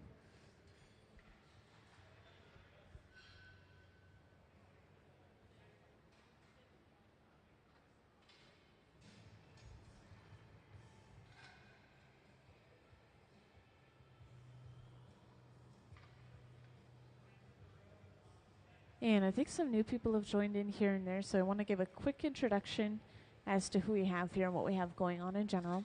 So we have visiting artist Joseph Seymour Jr. He's the one in the red and white shirt, working at the center bench with everyone else. And this is a partnership with In the Spirit Northwest Native Festival 2025. This happened yesterday, but Joseph has been here from Friday to today. This is the last day of his residency. So we're trying to get as much done as possible. And specifically, we're seeing some glass recreation of traditional Acoma pottery. And you'll see some pieces that have already been finished at the front pedestal here that we are using as reference for the shape. But we are working with some different colors and different sizing, of course.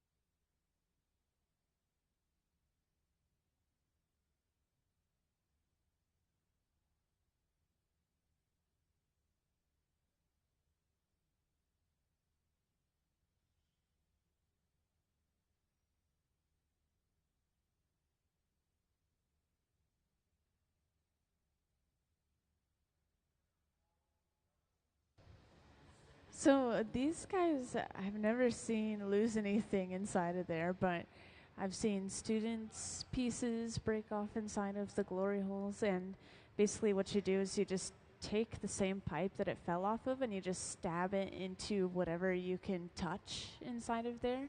When it is falling in, it will rapidly start to melt, and we don't want it to melt into a puddle on the bottom. So yeah, we just try to collect it all as quick as possible. And you know what's nice is we have a sort of sand mixture sitting in the entire bottom of the glory hole. So if anything ever does pop off, which little pieces of glass every once in a while do, then it'll be caught in that instead of just getting stuck to the kiln brick wall.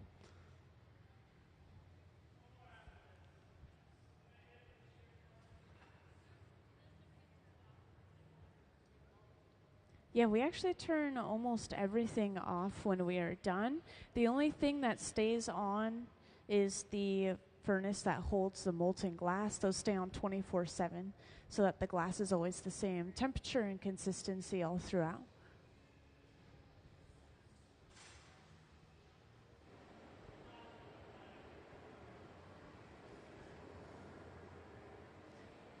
And at this point, I'm sure you could tell, but we are getting ready to break the piece off and put it away. So we're torching the clear glass that's connecting the piece to the pipe until we see some movement in that connection. And then we apply some water, crack that connection, and pop the piece off. And Trent is going to pick up the piece using those Kevlar gloves and carry it over to the annealer on the left wall, which is that large black box over on the left wall. So here we go, in with the water, cracking that connection from thermal shock.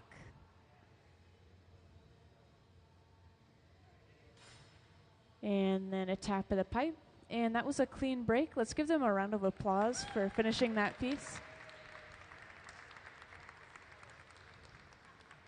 And into the annealer it goes. Again, this box is going to very slowly cool this piece of glass down, starting from about 900 degrees Fahrenheit. And yeah, that was our second piece of the day done. Many more to come, as I keep saying.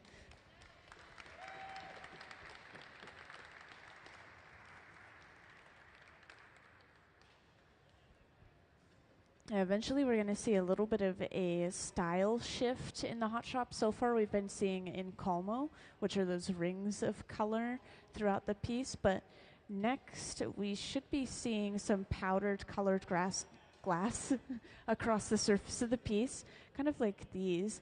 And this can be sandblasted on a later date to reveal the other layers of color underneath or the lack thereof.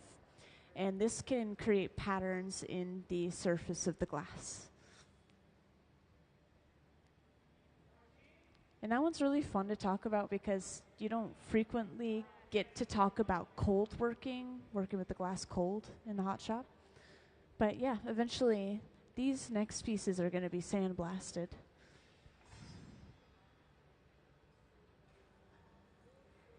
So Sean has been gathering layer after layer of clear over on the left bench, preparing this bubble.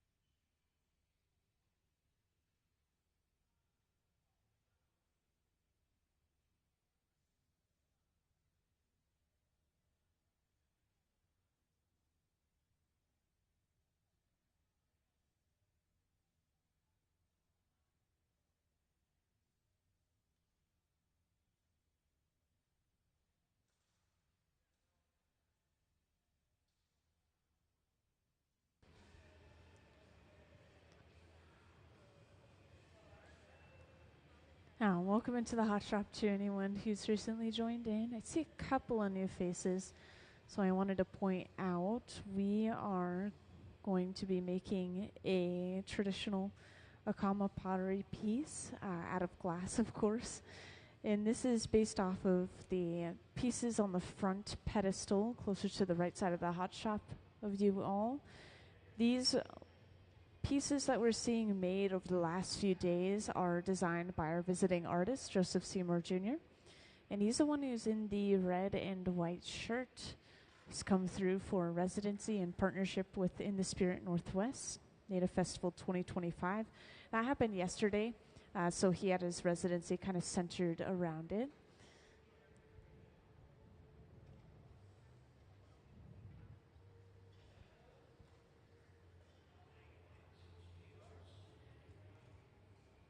So this one's going to be made all from clear glass, apparently, but we're going to be seeing some interesting patterning in the glass when it's a final product. So they'll make the piece, the shape, they'll set it aside, let it cool down, and then on a later date, they're going to sandblast the surface of the glass and get some patterning across the piece.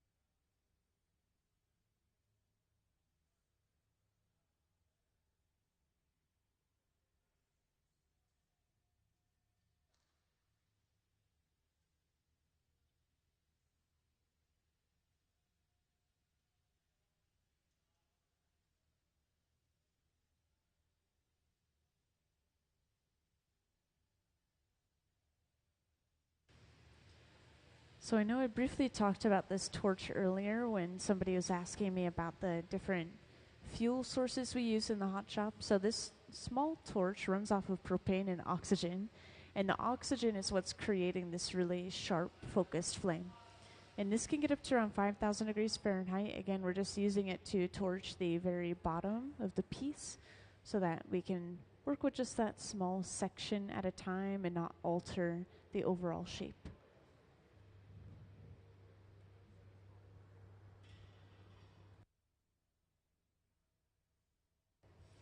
So now that we have heated up the bottom, we can flatten it with a wooden paddle.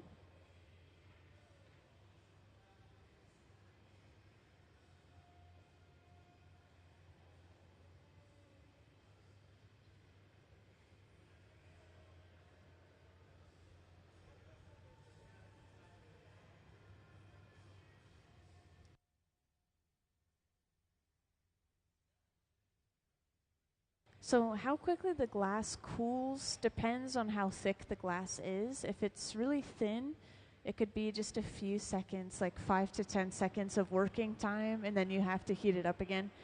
And when it's that thin, it's usually like goblet thickness or a really small cup.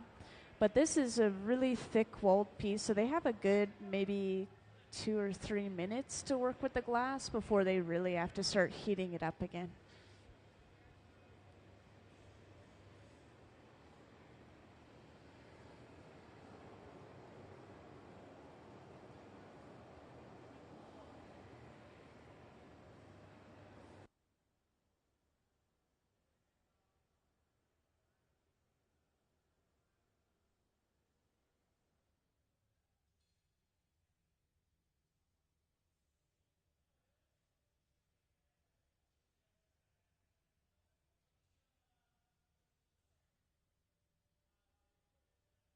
And now that we've flattened the bottom, we're just working on keeping the piece warm overall. So we're keeping it at about 1,000 degrees Fahrenheit.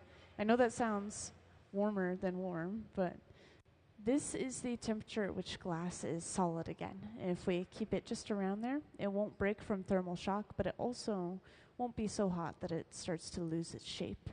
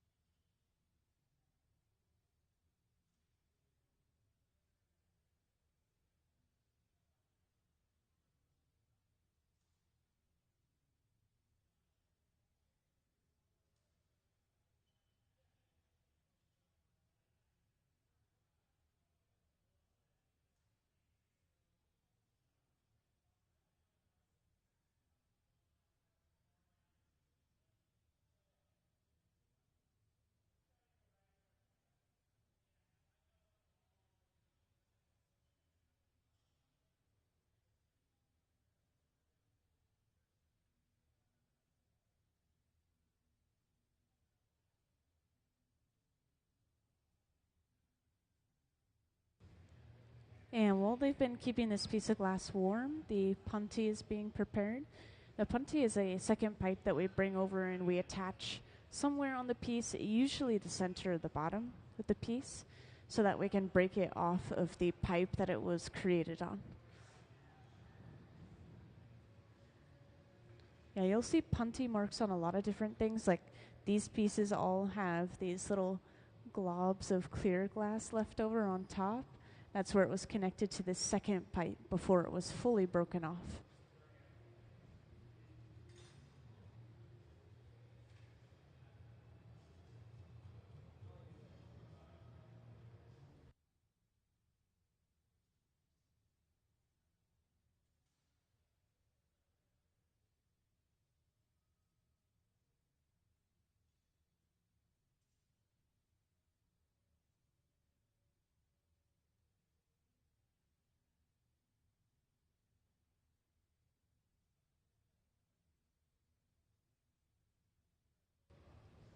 So once that pipe is solidly connected, we apply some water to that previous connection, tap the pipe to pop it off. So now, because of this, we've flipped the orientation of our piece, and we can start opening it up and working on the top half of the piece.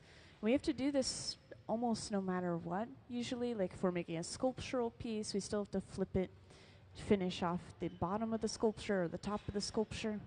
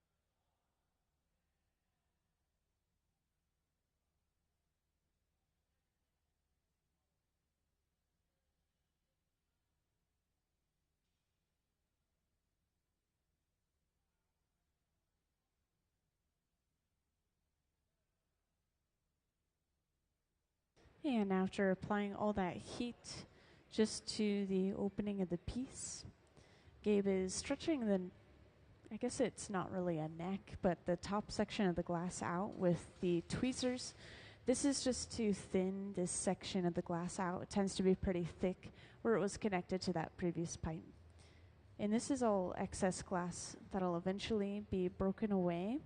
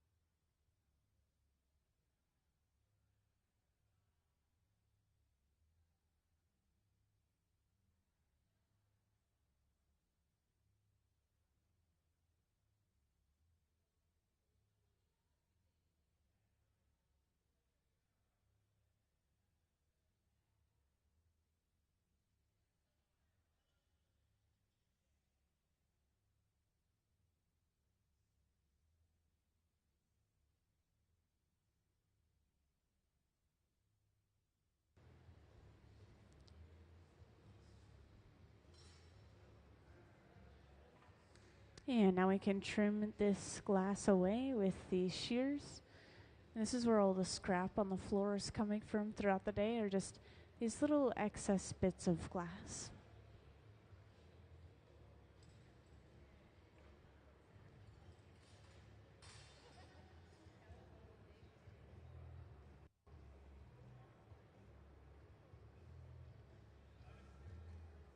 And now we should be able to start opening this up and just completely finish it off.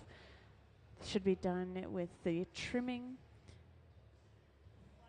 And I think they are going to continue to just stick with all clear glass. The last one they gave a lip wrap. And if anyone missed any of the previous pieces, again, we made 2 pieces before this one throughout the day today. And you could always see it yourselves on our live stream. You can go back as many days as you want. For example, you just go to our YouTube channel and you could see every single live stream, including the one that's going right now, which is really cool. You could just be sitting on break at work and pull up our live stream, watch some glass flowing.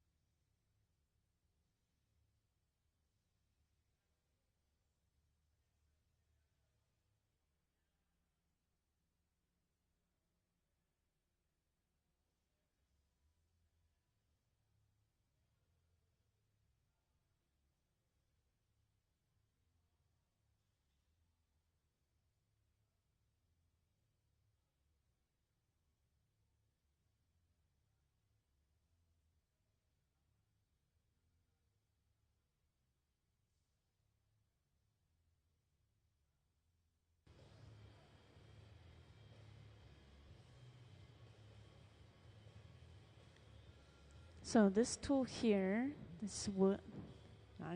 this cone-shaped tool is going to block off the opening to the piece and allow us to reinflate the glass, usually more of the shoulder area like you saw here. And we're trying really hard to keep a nice sharp shoulder. So they've been heating the glass up, they've been pushing the face kind of in on itself a little bit, and yeah, just continuously touching up the glass little bit by little bit.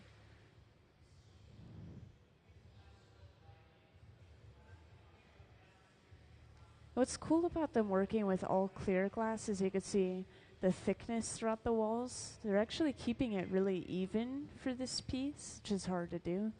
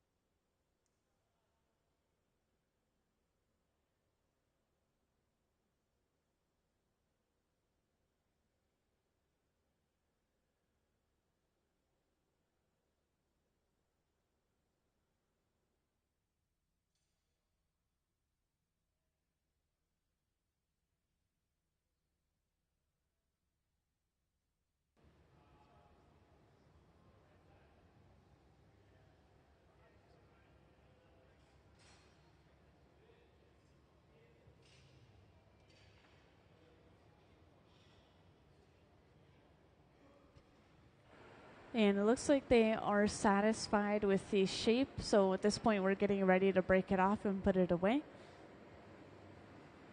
So they'll start torching the pipe right where it's connected to the piece. Trent's going to get suited up in these big Kevlar gloves so that he can actually pick up the piece off the end of the pipe and put it away. So apparently these are the same material as firefighting suits, and you can feel some heat through the gloves. It's almost like wearing oven mitts. If you handle something for too long, the heat starts to come through. But crazy, all these tools that have been developed.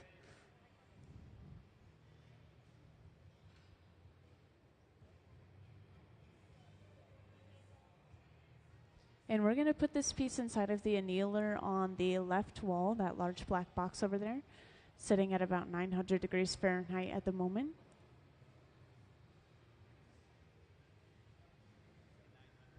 Yeah, the box over there. We keep it warm throughout the day, and then we only cool it down when we're completely finished loading it up. Just press a button. It's programmed to slowly cool.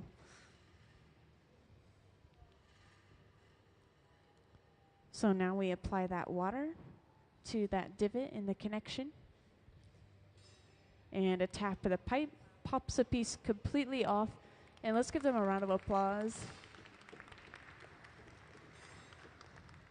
Yes, exactly. I hardly even had to say anything. And that goes into the annealer, again, to slowly cool overnight. So usually about 12 hours. And we'll see that piece again tomorrow. So third piece of the day done.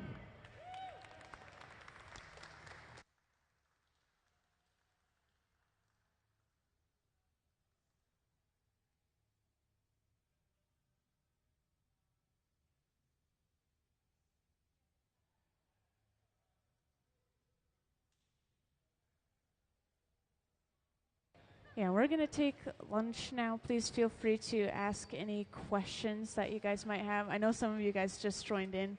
Bad timing. We're going to be back at about 2 p.m. We'll have the official time posted on the screen, and we'll blow glass all the way till 5 p.m. So we'll see you again soon.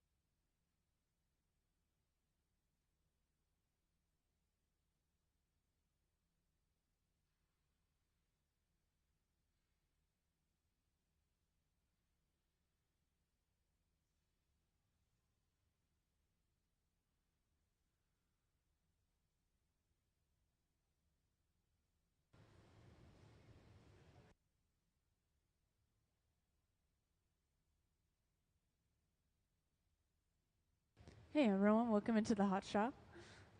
I want to introduce what we have going on and who we have here today, which this is actually our visiting artist right up in the front next to me here. His name is Joseph Seymour Jr. So he's the one who's designed all the pieces of glass that you're going to be seeing made in the Hot Shop today. And we have a few more pieces that we're going to be making. We're apparently going to be starting off with a bowl. I'm not sure how many of you guys were here earlier, but we did make one bowl with a similar design. Also, before I move on too far, I want to point out that I have closed captioning on the screen. It's a little bit echoey in here, and we will be using equipment that is louder than I am, so hopefully that'll help out.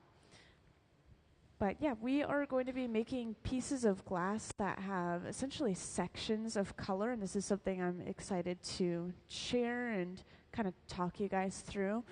I do want to give an overview about the work and the residency and the Hot Shop.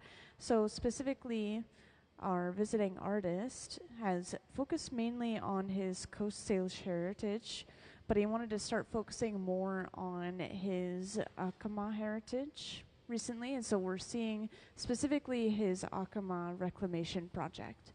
And these pieces you're seeing on the front pedestal here are similar, kind of along the lines of what we've been seeing in the Hot Shop. These are traditional Acoma pottery pieces, or I guess the glass is based off of those, and we actually do have a ceramic piece closest to the front on that pedestal.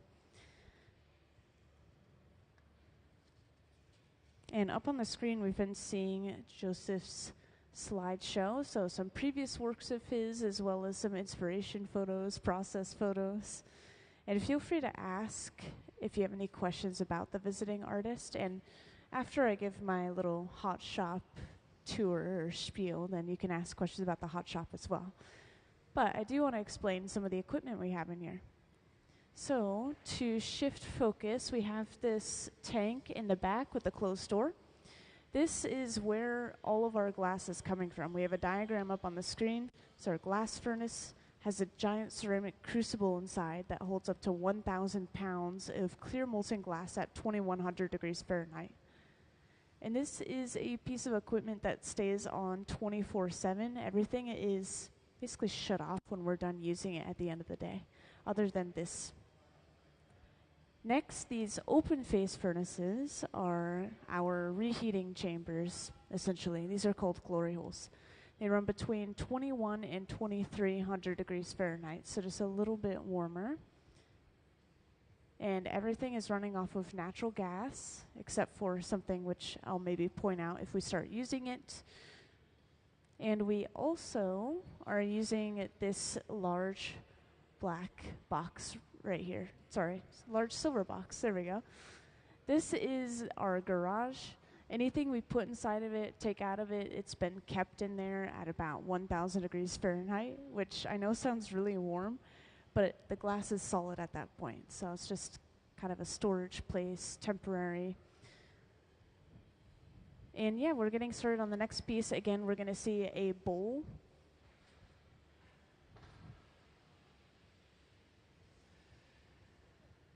And again, if you guys have any questions, feel free to just grab my attention and let me know.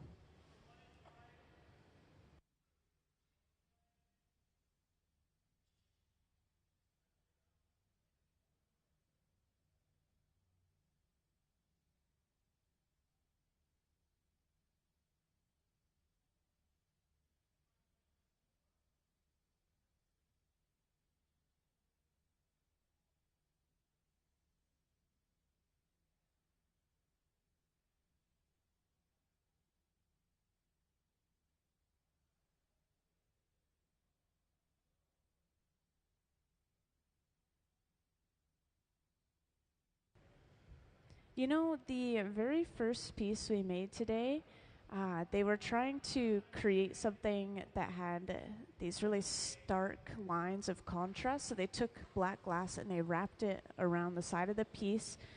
And it actually did something a little bit weird. It started to spread out and get really thick. It started as a line that thick, and it got like that thick. And I thought that that looked really cool, even though it was a mistake. It was kind of like a happy accident sort of thing. And if anyone's curious about the previous pieces we made throughout the day, you can actually check them out on our live stream. On YouTube, you can kind of just scroll back. You can even go to live streams from days, months, years ago. We have all of them saved on there. And this one is running right now, of course. Okay, so we're using this box in the front. This is actually probably at about 1,000 to 1,100 degrees Fahrenheit as well. And we have preheated a piece of glass. This is a cup of yellow colored glass, they said. So this is going to be used in the center of the bowl. It's going to have that yellow color, and then I think we'll have white for the rest of the bowl. And you'll see how we use this piece of glass. It's really interesting. It's called an Acoma, the way we connect these blown segments of glass.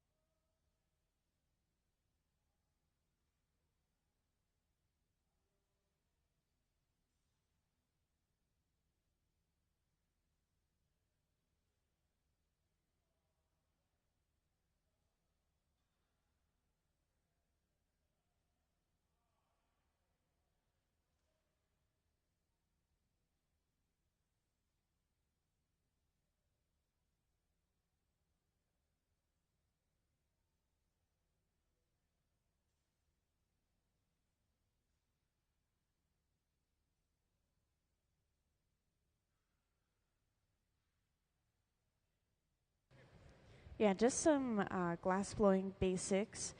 We use a couple of different pipes. We have a hollow pipe that acts like a straw almost. We can blow air into the pipe and it enters the glass, expands the glass like a balloon.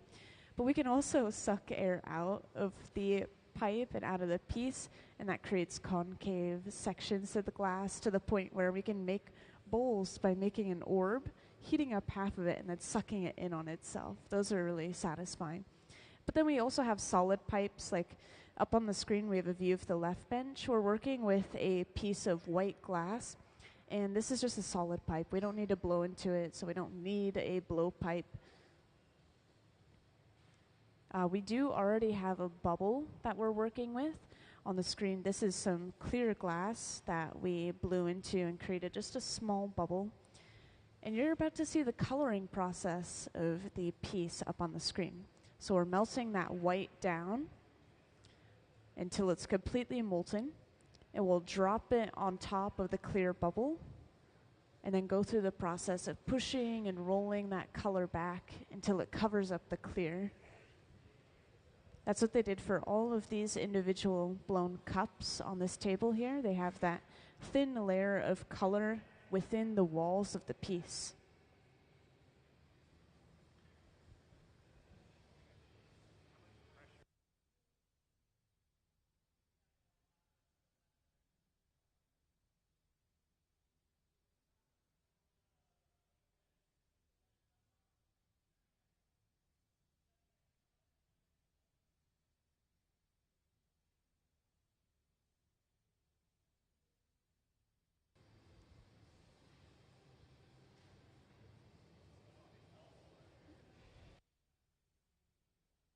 rolling it on the table. Yeah, so we have a various number of these tables throughout the hot shop. These are called marvers. They have a really thick stainless steel slab on top. And we use them to shape the glass like we were doing there, but sometimes we'll use them to cool the glass in certain areas as well. You'll see that happening later to kind of control the thickness of the glass.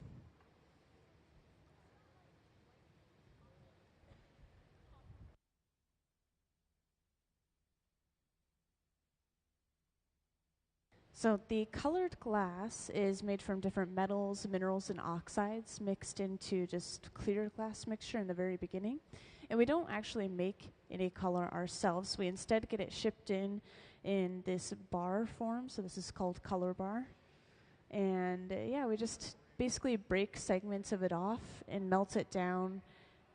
And then, of course, as you saw on the screen, we just layer it over top of a clear bubble. But yeah, for example, a lot of people go antiquing and they're looking for special kinds of glass like ruby red or cobalt blue. So cobalt blue is quite literally using a form of cobalt. And that ruby red is most likely coming from gold chloride. So literally gold, which is why it's so expensive.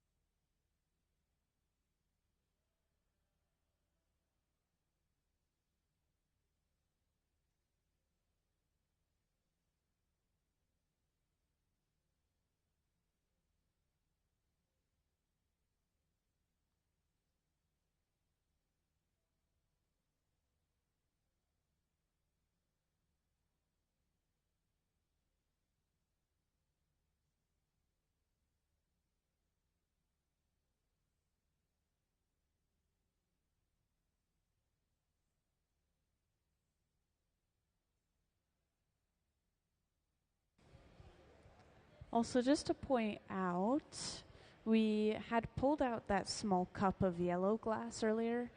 If anyone didn't notice, we set it aside in the garage to keep it warm at about 1,000 degrees Fahrenheit. And again, the reason we keep it at this temperature, it's just hot enough to not break from thermal shock, just cold enough that it's not going to move around and change shape while we wait.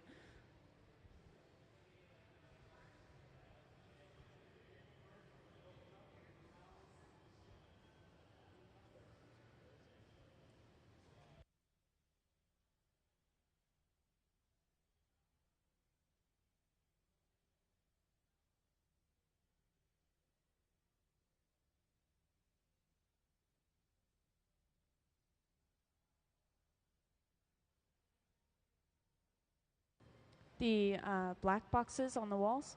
So those are our annealers. When we're completely done with the piece, we throw them into those boxes. They sit at about 900 degrees Fahrenheit throughout the day. And then we press a button when we're completely done blowing glass or the box is full, and that slowly cools everything all at once. So it's a process to avoid thermal shock. And I know I've mentioned thermal shock a lot. I want to point out that it can work both ways. And a good example is maybe people have seen videos online pouring boiling water on a frozen windshield to thaw it, but it actually ends up cracking, shattering the windshield. That's an example of thermal shock. It's an extreme temperature change inside of the glass, and it cracks.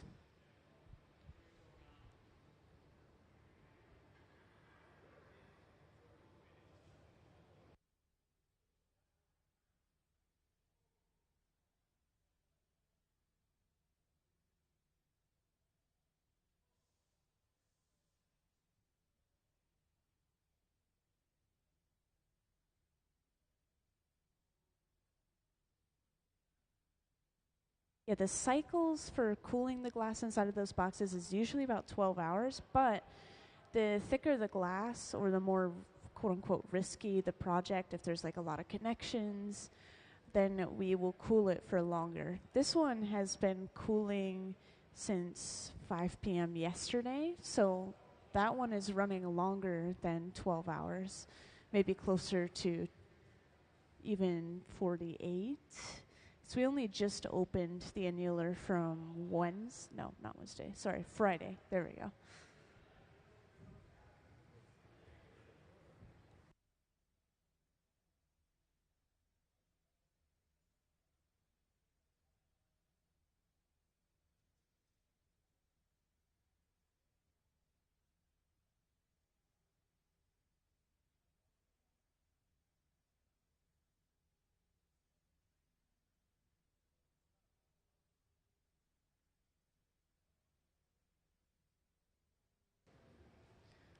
Okay, so up on the screen, we are actually using a Dremel to grind away at this glass. I can't quite see why, but it could be an air bubble or a small imperfection that we're trying to get rid of before we move on. Once we have this color prepared, we'll let it cool down and we'll gather a layer of clear over top of it to partially to build up mass for the piece.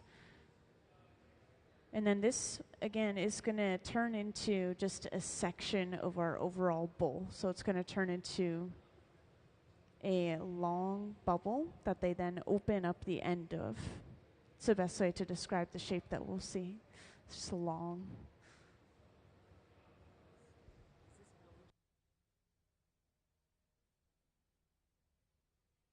Oh, surprisingly, this building is not quite built for function. It's mostly aesthetic. And the reasoning behind this shape is the history of the area, interestingly enough. But I always like to share about it. But we have the waterway here. They used to use it for a lot of logging, and they would ship those logs down the water. But the leftover wood scraps would be burned in these tall cones. And when they stopped doing as much logging and stopped using the area for that, they cleaned everything up. They got rid of the burners, they cleaned up the water, they built the museum, they built the bridge. And this cone is just kind of pointing out, paying tribute to what this area used to be.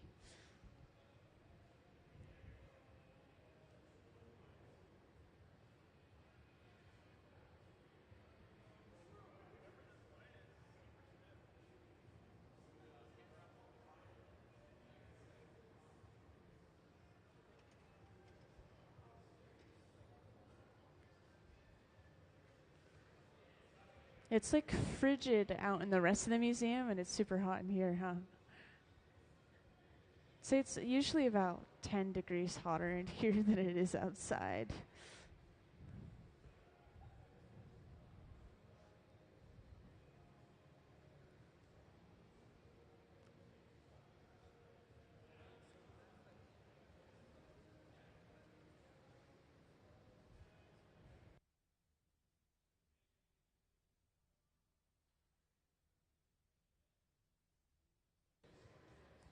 And it looks like Trent is spraying the inside of the furnace with some water.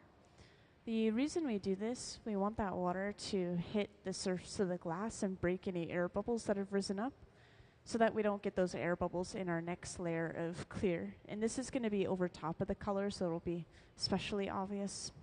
Just want to make sure we don't get any imperfections along the way.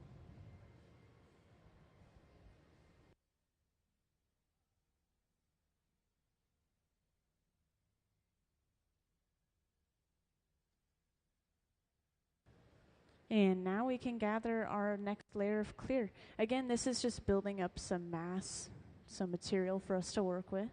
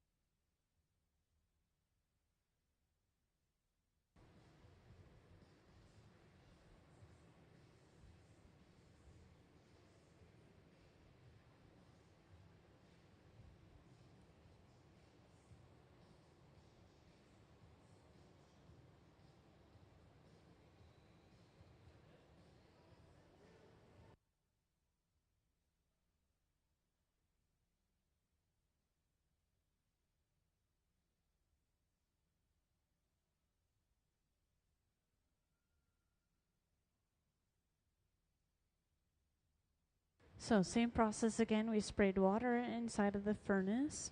We're gathering another layer of clear.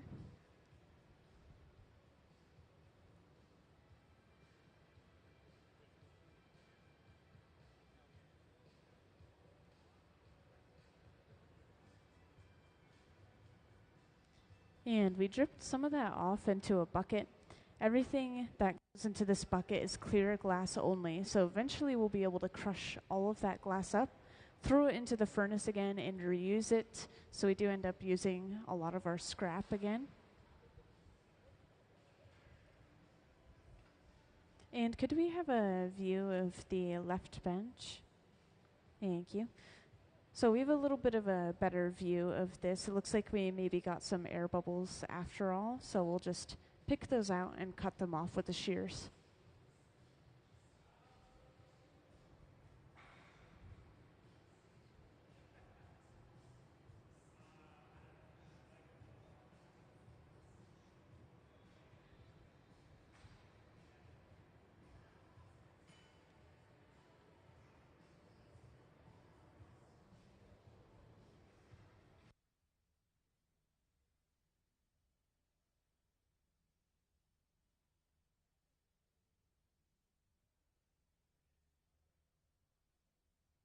So it's a little complicated. I'll re-explain for anyone that's recently joined in that we're going to be making a bowl, but this is just one section of the bowl. This is a bubble of white glass that will blow out and we'll make it open-ended. So we'll completely burst the bubble open on the end. Or maybe they won't burst it. Maybe they'll more so break it open. We'll see. See how they do it.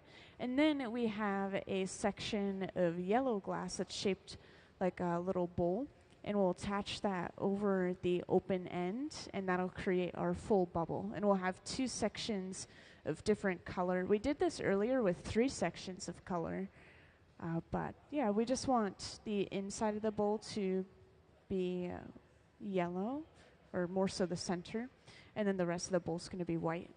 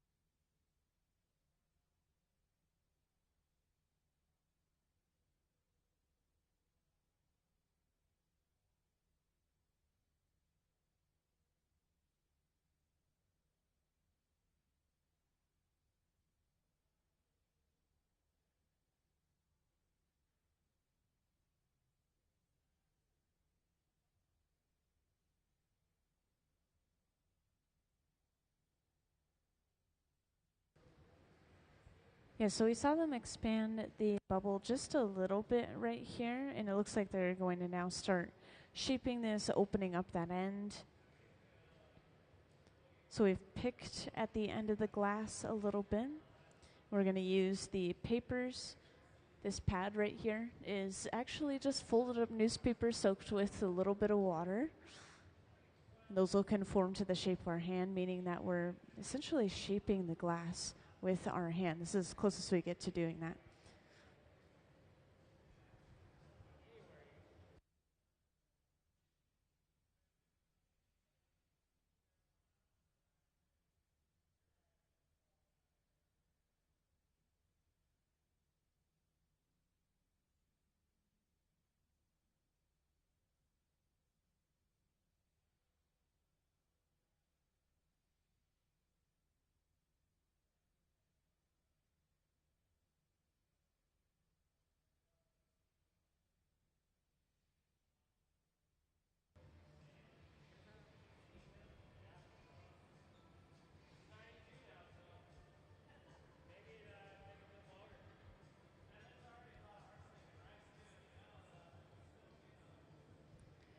And still using the diamond shears, which, by the way, they're called diamond shears because when those blades come together, they create the shape of a diamond. making them really nice for holding on to a piece of glass, and we can stretch the glass out, we can cut the glass off.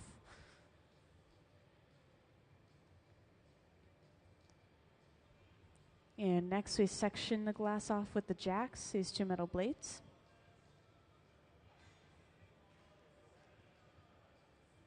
And we have a really good view of this up on the screen now.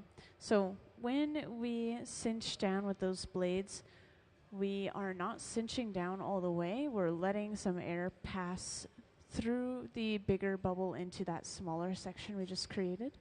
So when we break this small section off, it leaves us with an opening into the remaining section. It's a little tricky to do because when you're first starting, you don't know how much strength you have, or you might have too little, how hot you're supposed to get the glass. The glass is always moving like a taffy or a putty. It's slowly sinking towards the floor.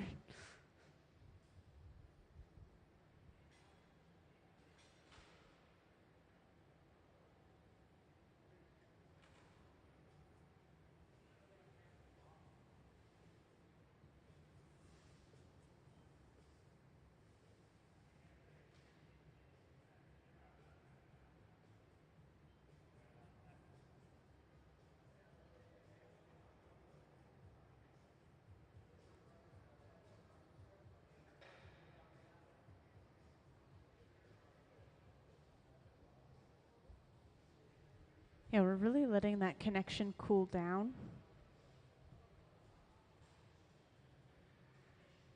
But eventually we'll just hit and knock this section of glass off.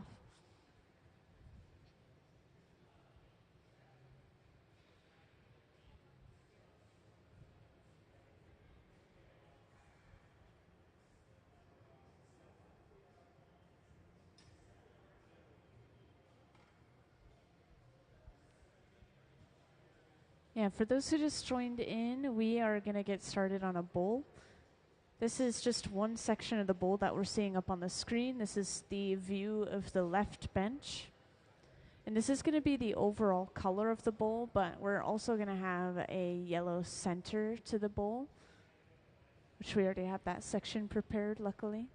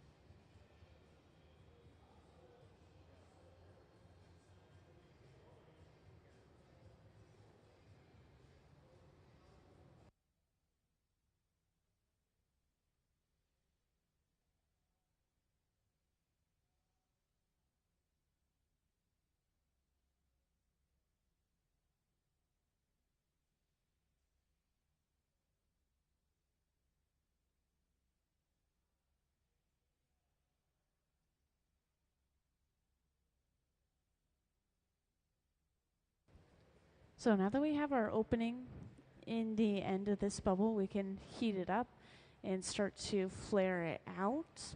We want it to match the size of that little yellow bowl that we have. So we'll use some calipers, just double check our measurements every now and then as we open it up. And it looks like we're preparing to maybe bring the yellow bowl back out as well, out of the garage. So if you didn't see us earlier, we put the piece of glass inside of this silver box just to stay warm at 1,000 degrees Fahrenheit.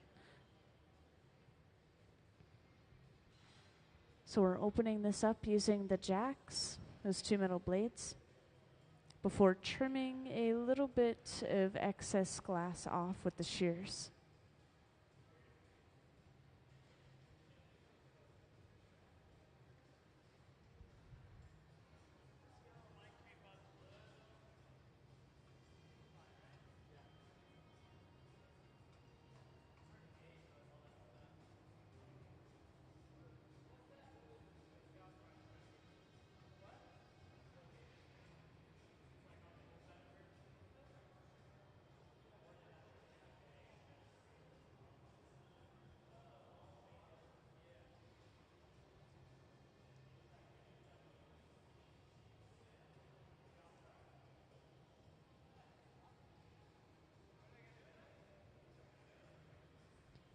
Yep, so we've pulled out that section that we were working with earlier.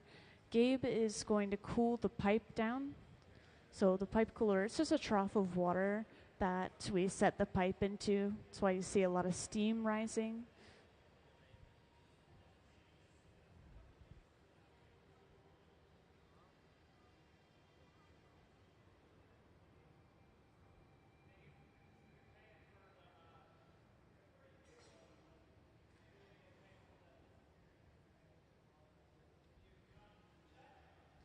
And just to mention, we will mostly be working at the center bench. We tend to do a lot of prep work on the side benches and then bring it to the center bench to really put it all together and finish it off. They're just doing a size check real quick, making sure those openings meet perfectly.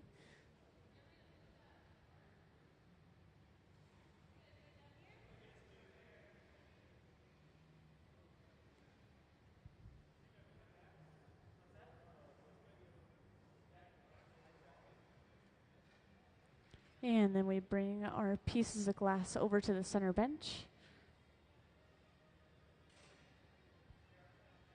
Just another size check. Getting there.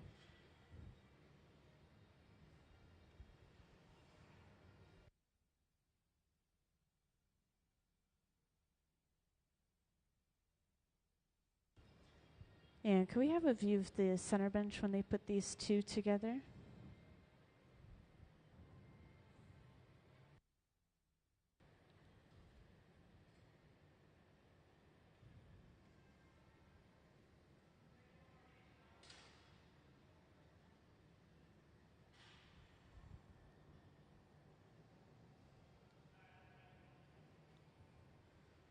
All right, so now we bring our pieces to the center bench.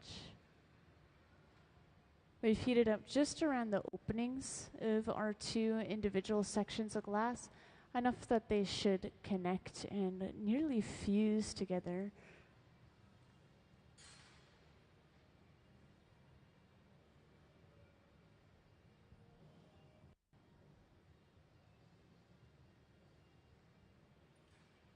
And once those are connected, we break this smaller secondary pipe away, and we now have our two pieces connected.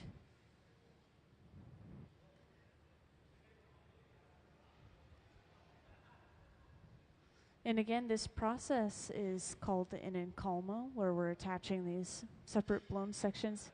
You'll see it in lots of different pieces that have bands or rings of color.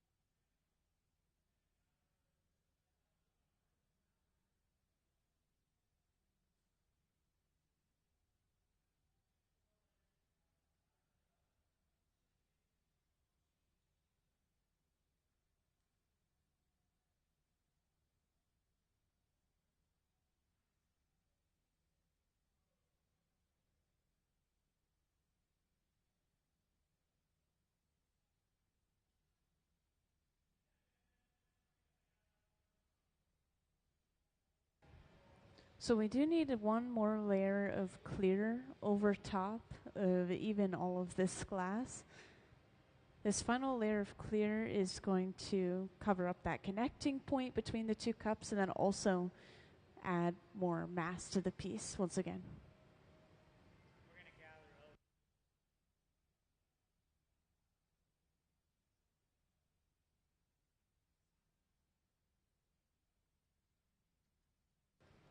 Okay, so this one is getting even more complex. Earlier, we didn't get a chance to see any of this, and I'm glad you guys got to see us connect these two cups of color, because eventually this is going to be covered up with a layer of black powder all the way across the entire surface of the piece. And the idea is then our visiting artists will, on a later date, be able to sandblast through the black layer on the surface and reveal the yellow and white layers of color underneath.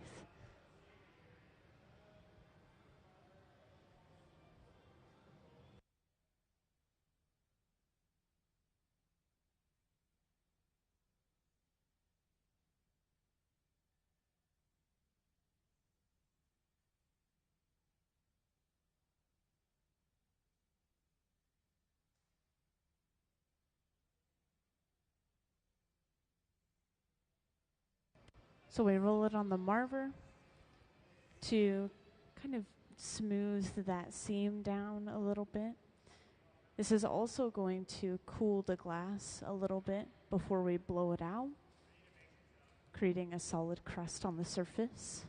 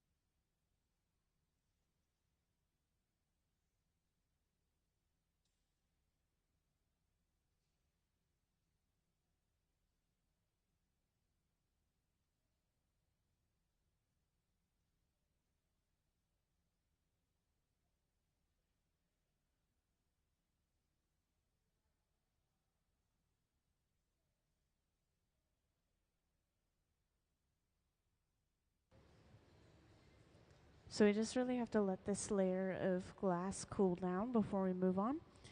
And again, the walls of this piece are really thick, so it's taking longer than one might imagine. The inside is still kind of gooey. Like if we were to try to break this piece of glass, the outside layer would crack, and then the inside layer would act almost like, trying to think, like a cheese pull or something. It'll stretch with the rest of the glass.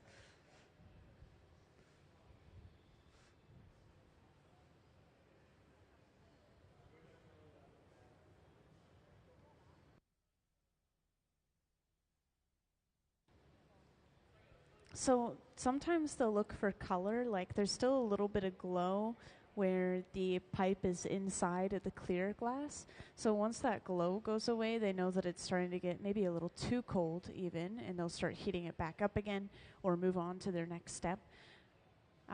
Otherwise, sometimes we'll look for movement, and that'll tell us how hot a piece of glass is, whether it's malleable or not. And we usually want the glass to be at about 1,000 degrees Fahrenheit in transitional periods, like when we're breaking the piece off or before we gather.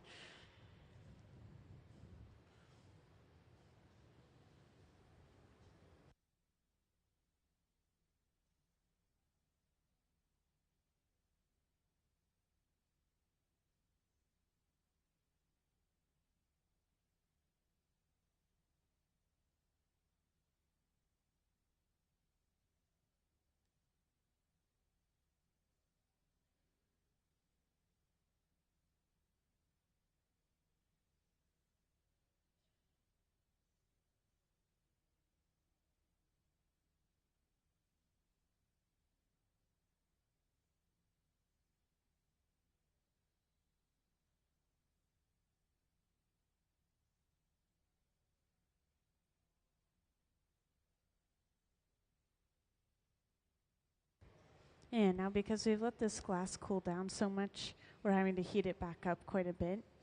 And you might be wondering why we've done this to begin with. Why we let it cool down so much if we're just going to heat it up again? And I was wondering not very long ago, so then I asked. And the reason is they want the inside to cool down, and then they want the outside to be hotter than the inside. So they really, really, really let it cool down, and then they superheat the outside and then work with it immediately.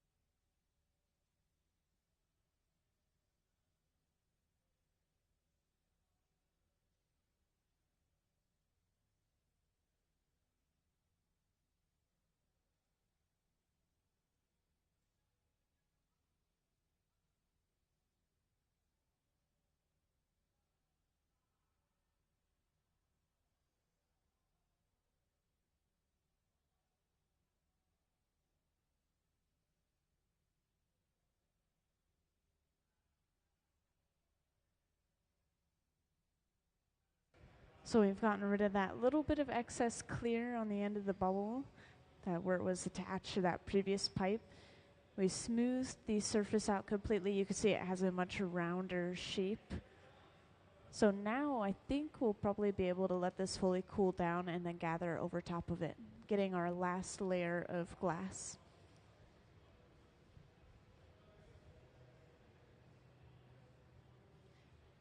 Yeah, it's a long process getting all of the glass we need.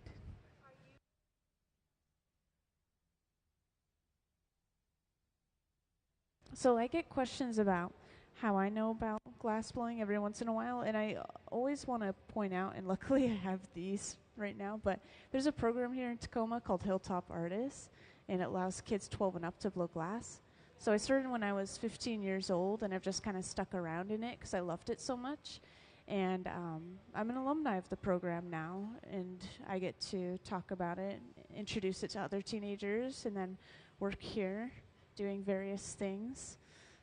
Yeah, it's amazing. So I still blow glass. I blow glass through the Hilltop Artist program, and then I also help with the Hot Shop Heroes program here as an instructor. Yeah, I love it. It's so much fun.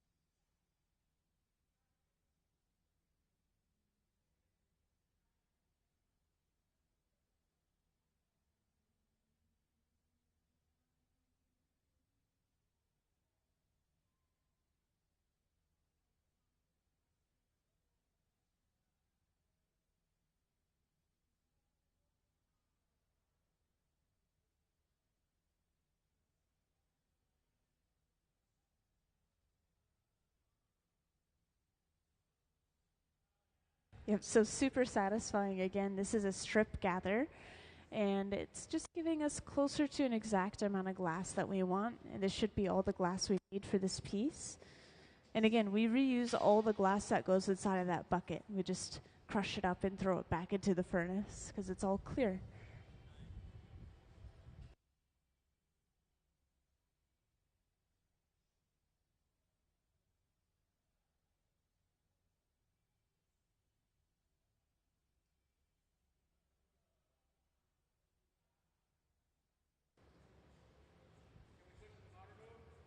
Yeah, can we see the powder booth, please?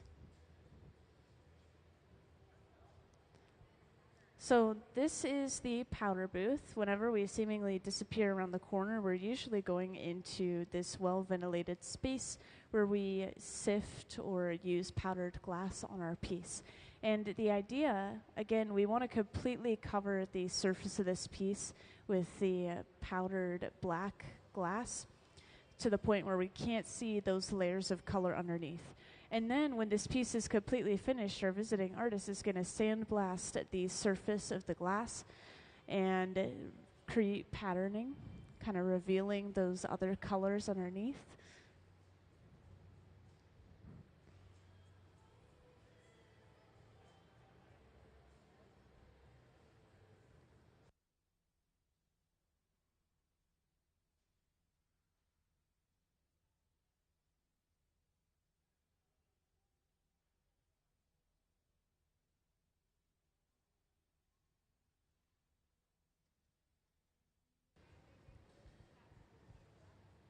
Yes, so actually, there are many different kinds of glass, so it's good that you ask me how they make the glass because this is a specific kind. This is a soda lime glass. So a little soda ash, a little limestone, apparently a little lithium to make the glass soft, and then mostly silica sand, as you mentioned. But there are other kinds of glass that people use, whether it's for art or for more practical uses like glasses or a phone screen. For example, all of the insects you see in the gallery right now, they're really incredible. They're some of my favorite pieces that have ever been here.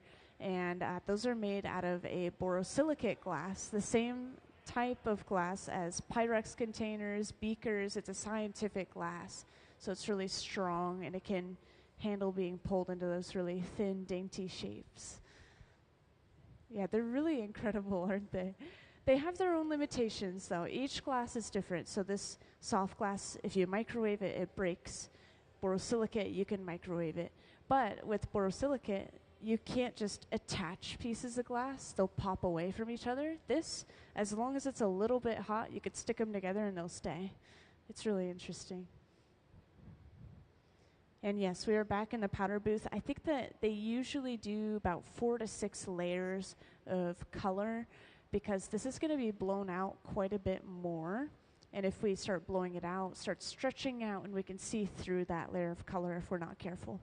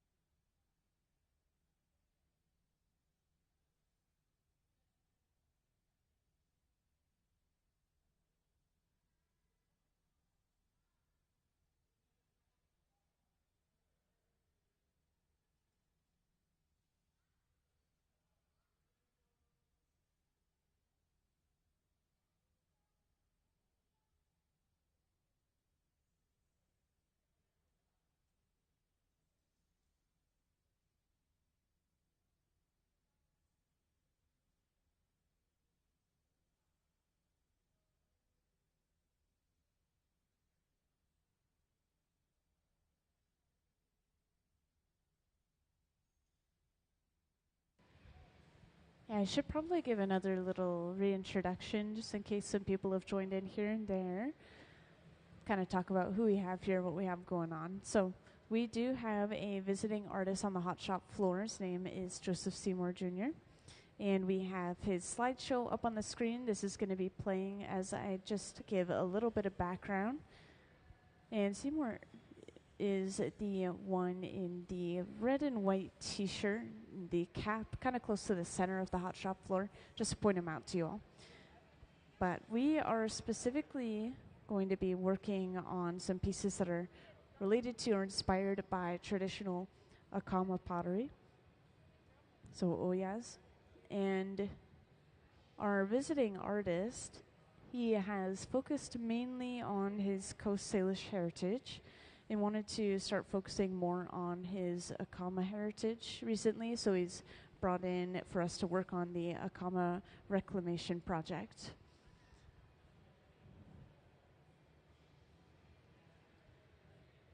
And the piece that we're working on right now is going to end up being a bowl-shaped piece of glass. You won't be able to see the layers of color underneath anymore, but we're sprinkling a black powder across the entire surface of the glass, and underneath we have a layer of white kind of on top of a layer of yellow. So we're going to have those colors revealed on a later date when they sandblast through the surface layer of black.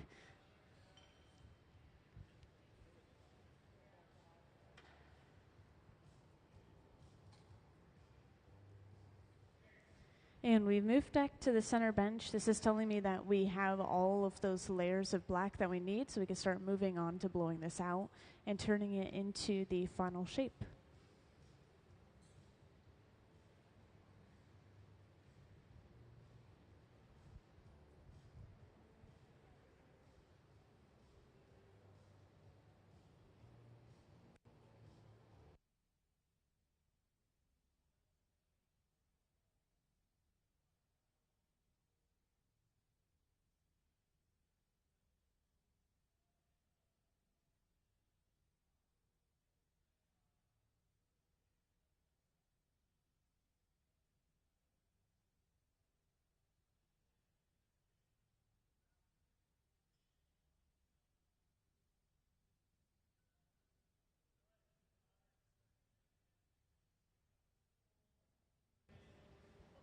So next we'll start rolling this on the marver, which is this large slab of stainless steel as a table. This is going to cool down the glass wherever the table is touching it. As you can see, that color change. And the idea of pulling the heat out of certain sections of the glass is that it won't blow out too much in that direction, and therefore we would be able to control the thickness of the glass throughout the bubble in very specific spots.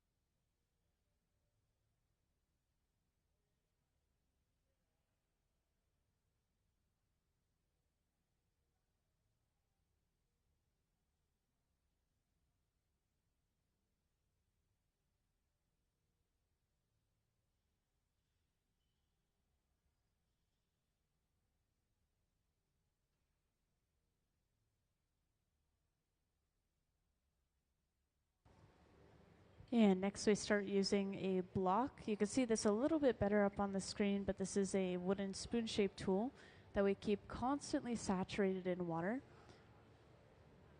So we've smoothed and evened this bubble out. And now I get to talk about these torches a little bit more. So this fluffy torch, yes, we call it a fluffy torch, is about the same temperature as the glory holes themselves, those open face reheating chambers. They run between 21 and 2300 degrees Fahrenheit. But we use the torch to heat up sections of the glass at a time. This can be to balance heat out or to focus just on one area. Meanwhile, we heat up the entire thing overall inside of the hole.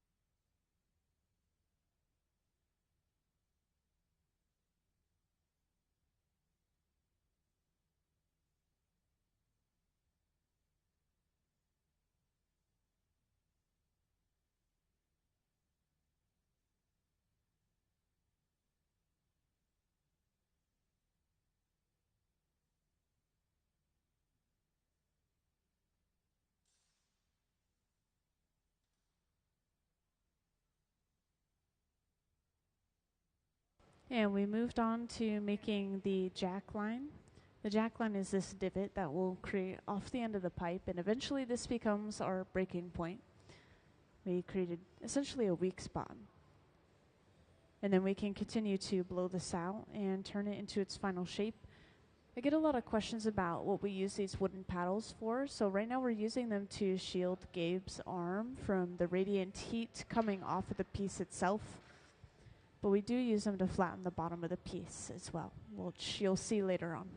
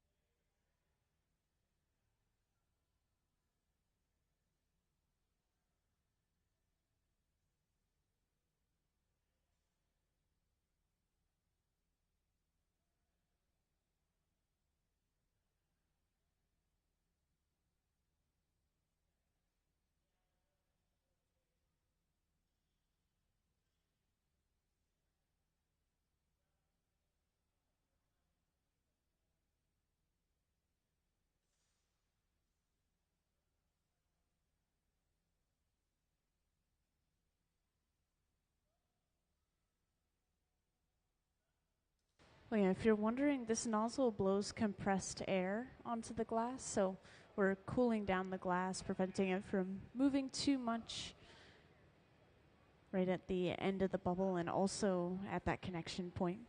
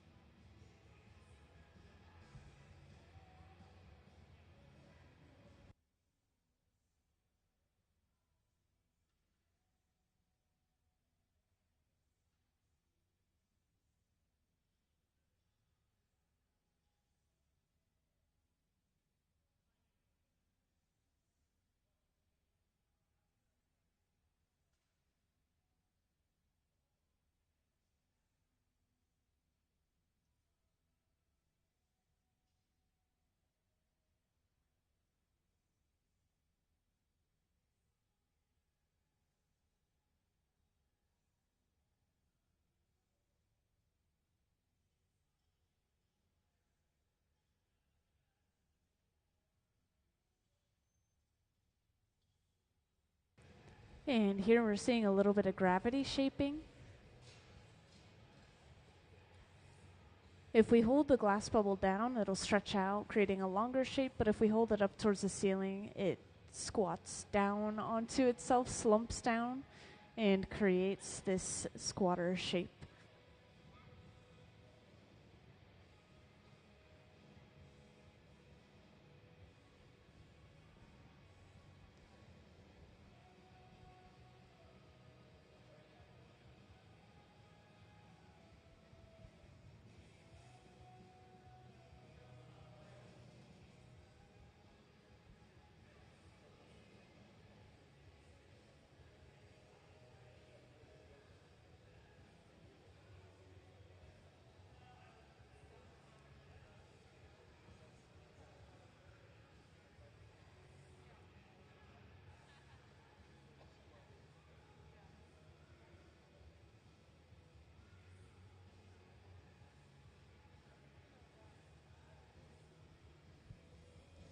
And again, I want to share this because I think it's important to know.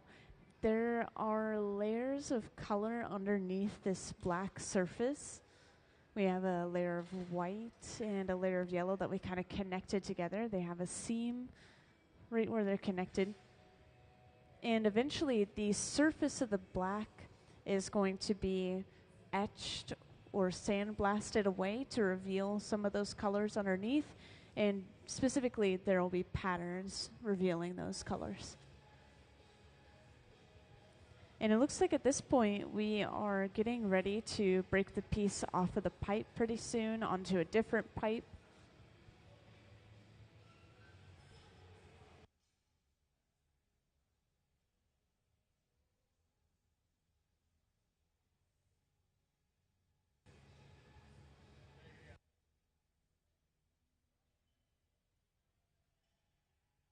It's going to be a bowl.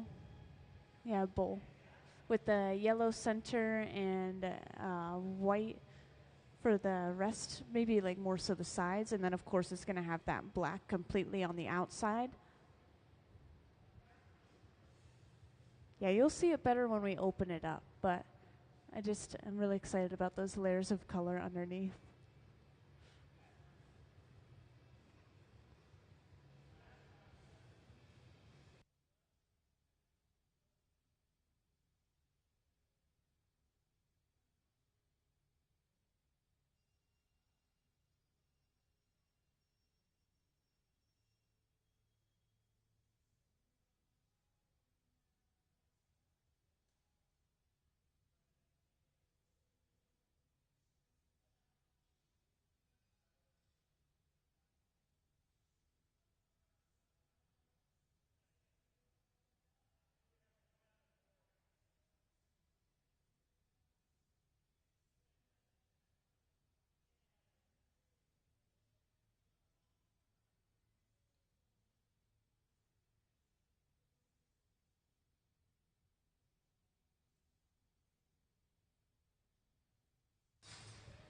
So we added this pad of clear to the bottom of the bubble. This is basically where we're going to be attaching the second pipe. And we have pushed a tool into the bottom, just creating a little bit of a divot. This makes sure the piece sits more evenly on a flat surface rather than just completely flattening the bottom, interestingly enough.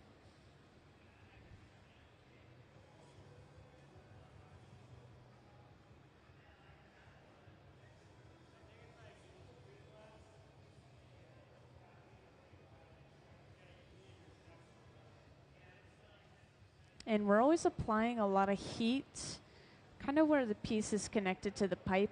When we break the piece off, we have to apply water to crack the connection point. And the cracks from the water can actually travel through cold glass, so it just makes sure the entire thing stays warm, especially that area where we apply the water.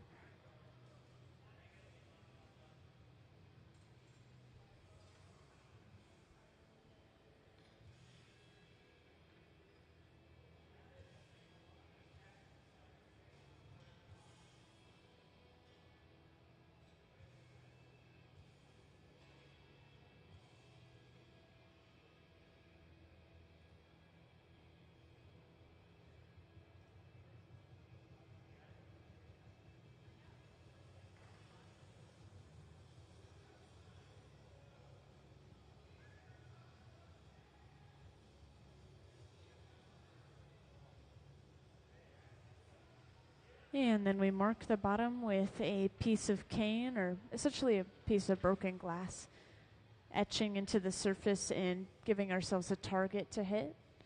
Then we attach this second pipe.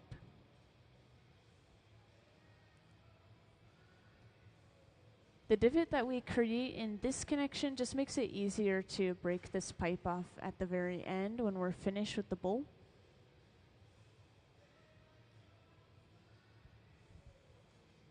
And once that connection is set up, then we can go ahead and apply our water to the jack line.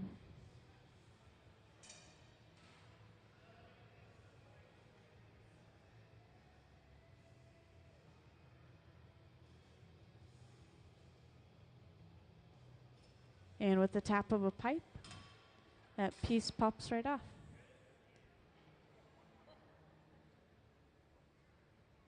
Now this is going to be the best part. When they start opening this piece up and you'll be able to see the colors on the inside. You can see a little glimpse of that white as they broke the piece off.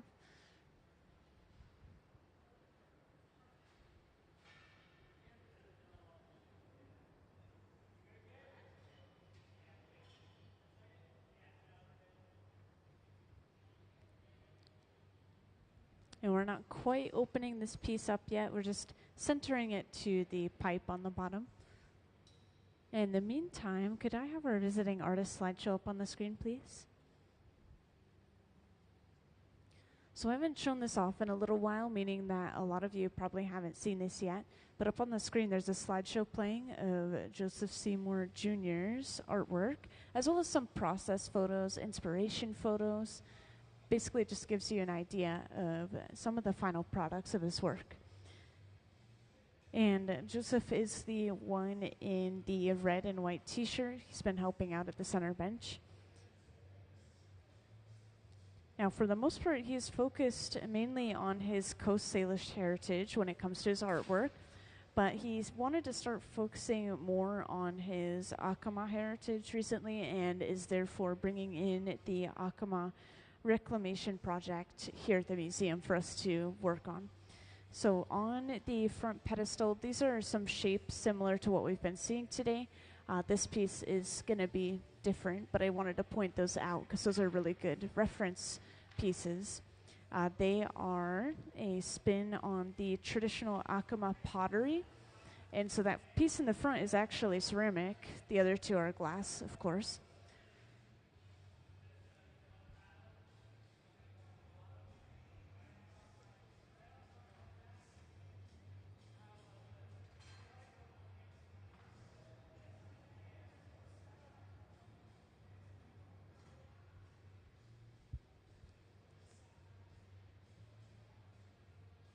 And our visiting artist has been here since Friday. This is the last day of his residency, but this was in partnership with In the Spirit Northwest Native Festival 2025. We also had the Glass Fest Northwest happening on the same exact day, both here in the same area of the Museum of Glass. So his residency is centered around the event. And yeah, again, this is the last day, so we're finishing up as much as we can in the hot shop. And again, feel free to ask any questions if you have any, whether it's about the visiting artists or just about the glass. Thank you.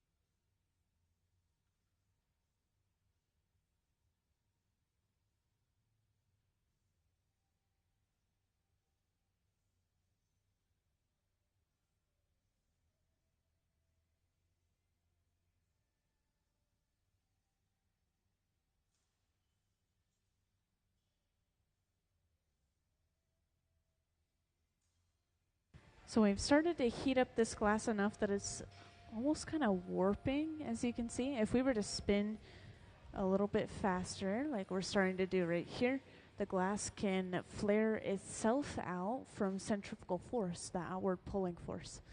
And we're going on the inside of the piece with the pachofis, which are two wooden blades.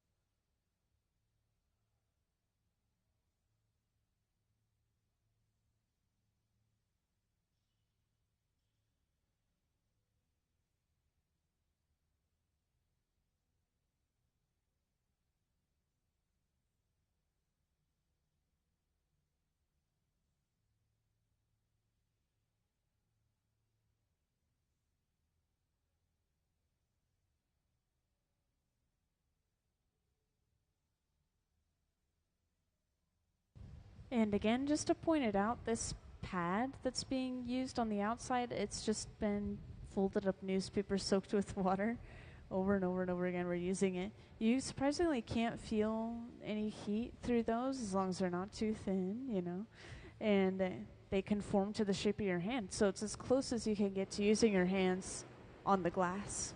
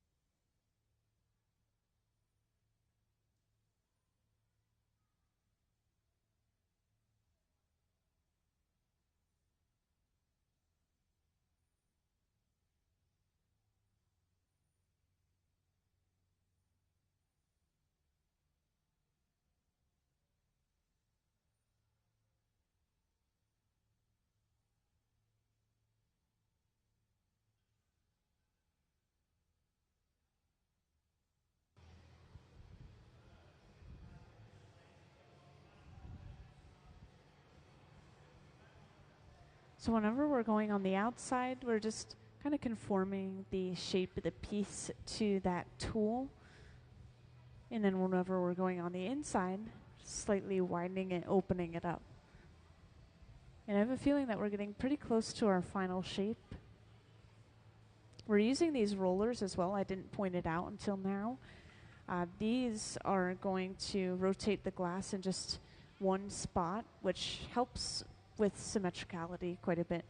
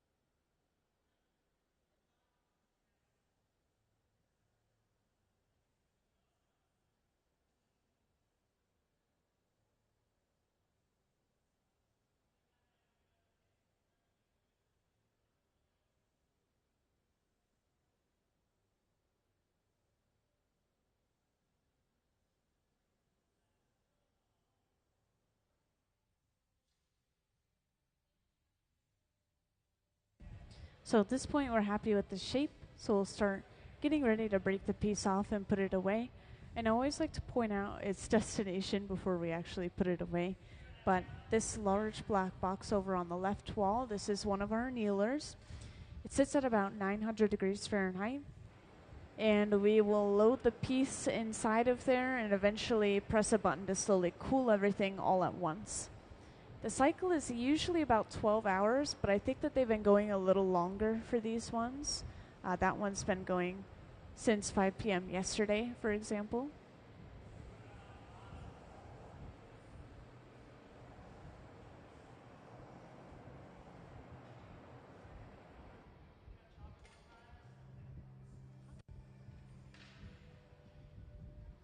Yeah, the yellow's on the inside of the bowl, right at the very base.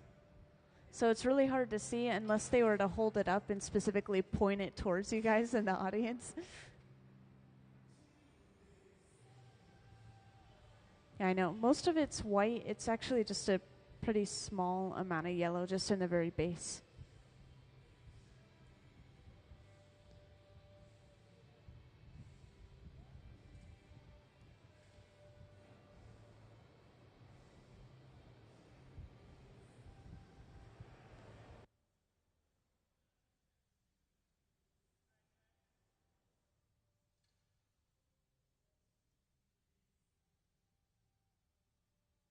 Oh, there you can see the yellow. You can see a little glimpse of it on the screen. I know it doesn't look very yellow right now, but it will change color as it cools down. And just like that, we've finished our piece.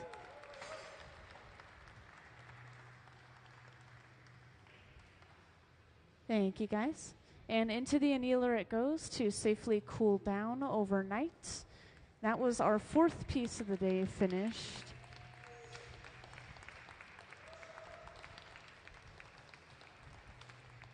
The last couple of days, they successfully made 5 pieces each day, so maybe we'll hit that same amount today.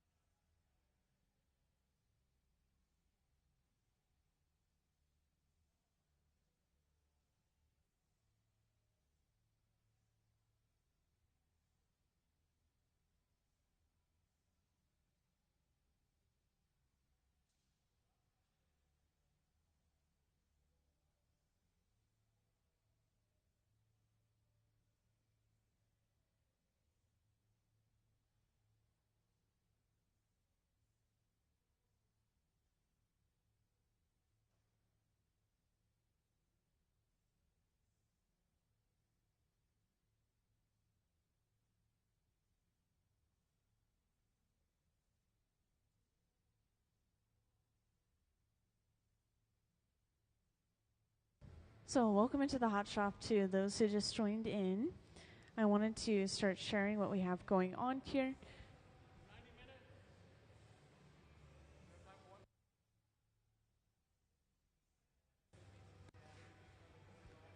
So this piece already has a layer of color within the walls of clear glass. And then we also are just now sprinkling a layer of black powdered colored glass over the surface. The idea is we want to be able to sandblast through that black surface and show off that second layer of color underneath. And we did this just before you guys came in for a bowl. And it was really cool because when you open the bowl up, you could see those inside colors, and then you have that black layer on the outside. So we'll see what shape this ends up being, but same idea. And our visiting artist, Joseph Seymour Jr., I was just talking to him up in the front. He's one in the red and white shirt and the cap. But I was just talking to him, and he doesn't have an exact plan for what he's going to etch into the surface of these pieces quite yet, but he has lots of time to think about it. And the cold working process comes after the hot shop anyways. So we'll just let this piece cool down overnight, and then he can handle the sandblasting on a later date.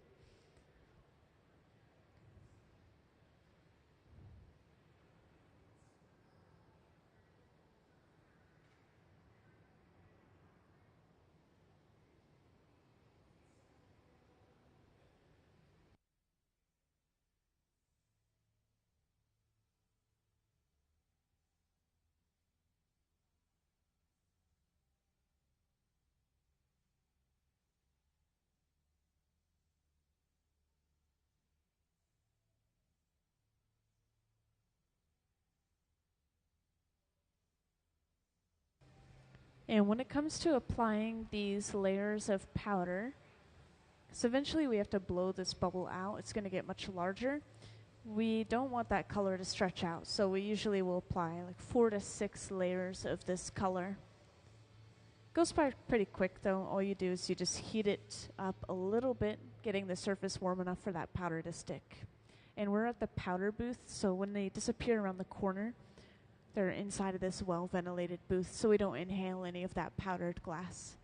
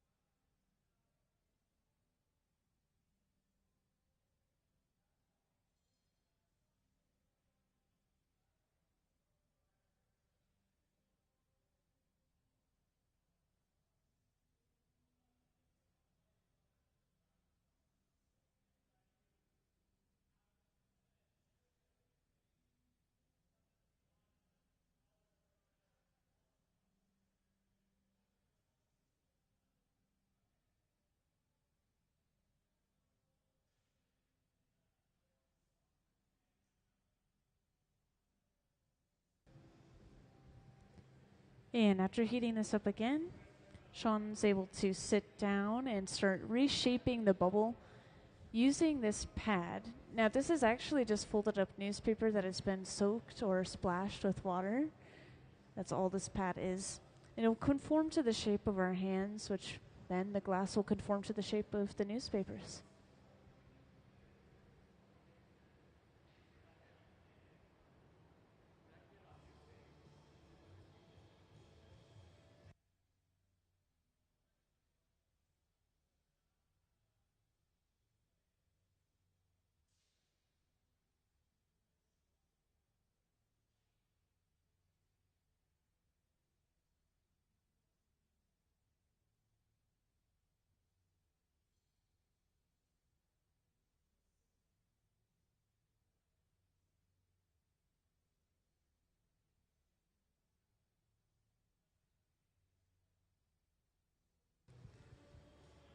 Also, I'm not sure how many of you guys saw the very beginning of the process, so just give a little overview of the hot shop for those who came in more recently, which I'll start. Those tanks with the closed doors, those are our glass furnaces. So they quite literally just hold a pool of molten glass inside of a giant ceramic crucible at about 2100 degrees Fahrenheit. So that fresh molten glass is kind of the texture of honey, and we're able to just dip our pipe into it, turn, and we gather a ball on the end. Then we also have these open face furnaces at each bench, and these are around that same temperature, 21 to 2300 degrees Fahrenheit, so a little warmer. And they're all running off of natural gas, just constantly being pumped into them. They're pretty well insulated. If you turn them off, they do take a little while to cool down. Oh, the glass furnaces, however, those we leave on 24/7. We never turn the glass furnace off or even down. If anything, we turn it up when we put new material in.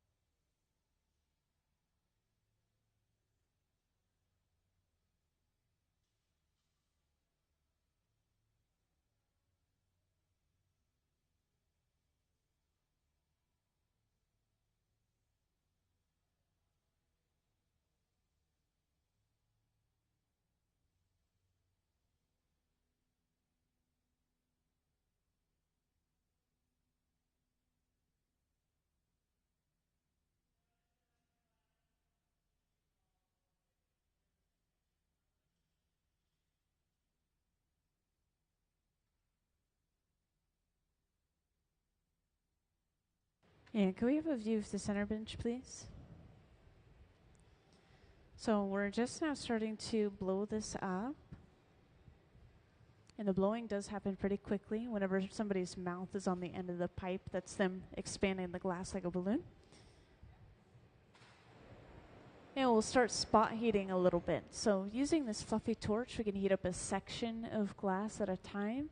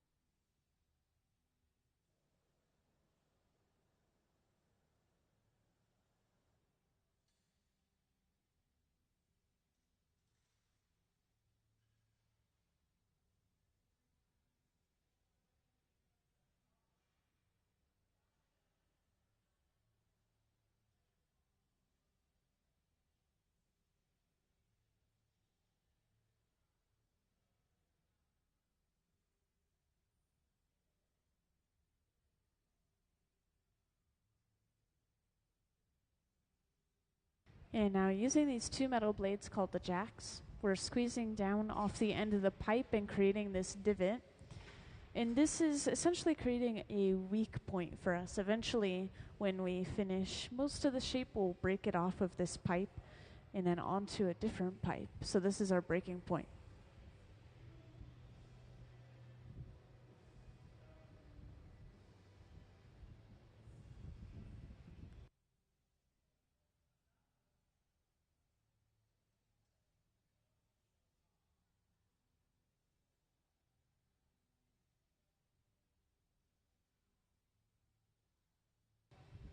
Also, I was just asking our visiting artist, and he's saying it will turn out to be a shape much like these on the front pedestal.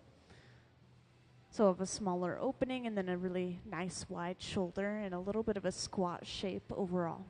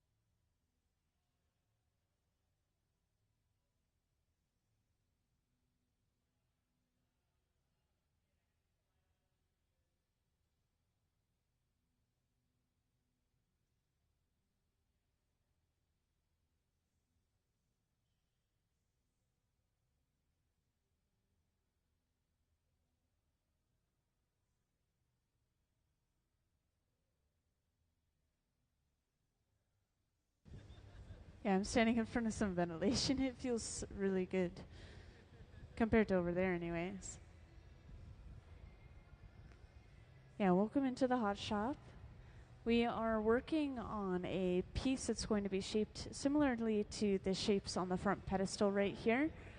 And this is an interesting piece. It has one color on the inside. I think it's white on the inside this time. And then we have a layer of black on quite literally the surface of the piece. And the idea is our visiting artist, once again, Joseph Seymour Jr., in the red and white shirt, he's going to be able to sandblast the surface of the glass away and reveal the white through the black. So he'll probably be creating patterning, almost like what you see with the smaller ceramic piece right there. And this is all based off of traditional Acoma pottery.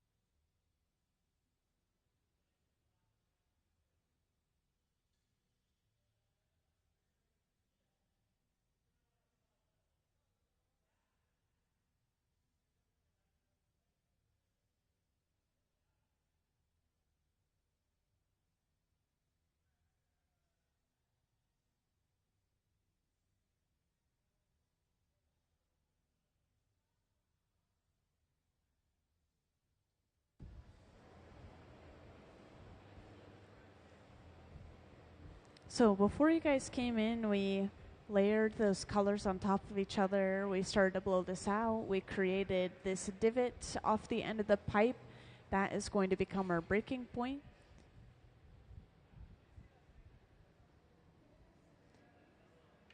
And it looks like we're going to be bringing over a small bit of clear glass and attaching that to the bottom of the piece. This will create a pad for us to attach our second pipe to the bottom.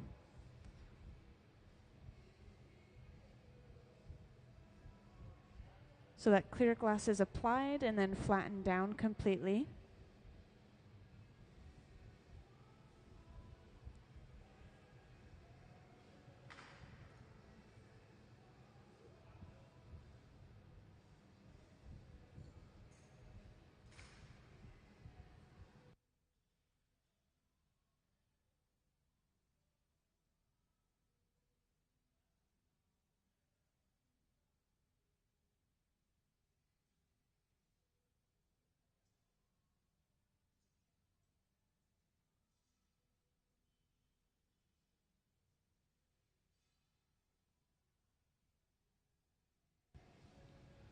And then using a little bit of extra heat on the bottom, we're able to flatten using a graphite paddle this time. So yeah, same materials, pencil lead in that paddle, just flattening it down.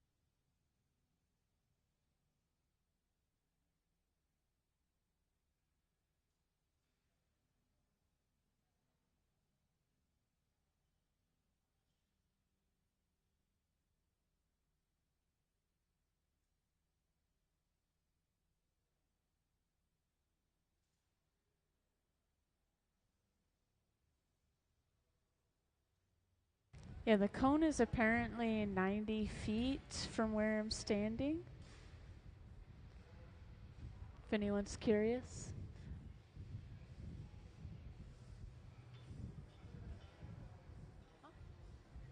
Oh, I just said it's 90 feet tall from where I'm standing. Yeah, you guys were looking up.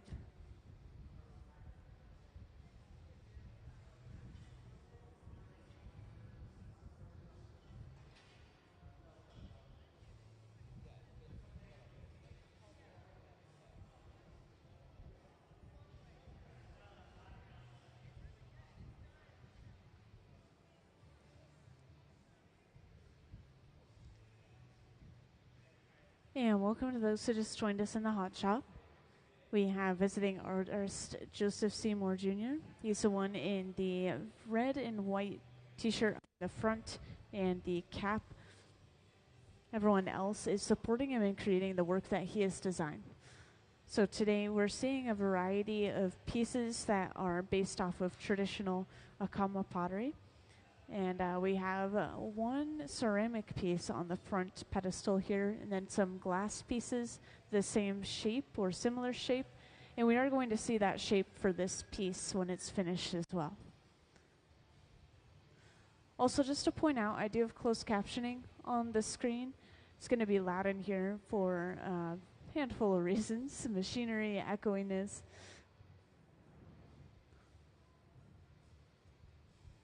Now to break the piece off, we apply some water and tap the pipe.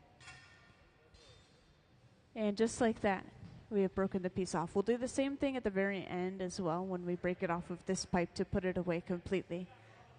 But the idea of attaching that second pipe to the bottom is we have now flipped the orientation of the piece, and we can start opening it up and getting the top half of our shape finished.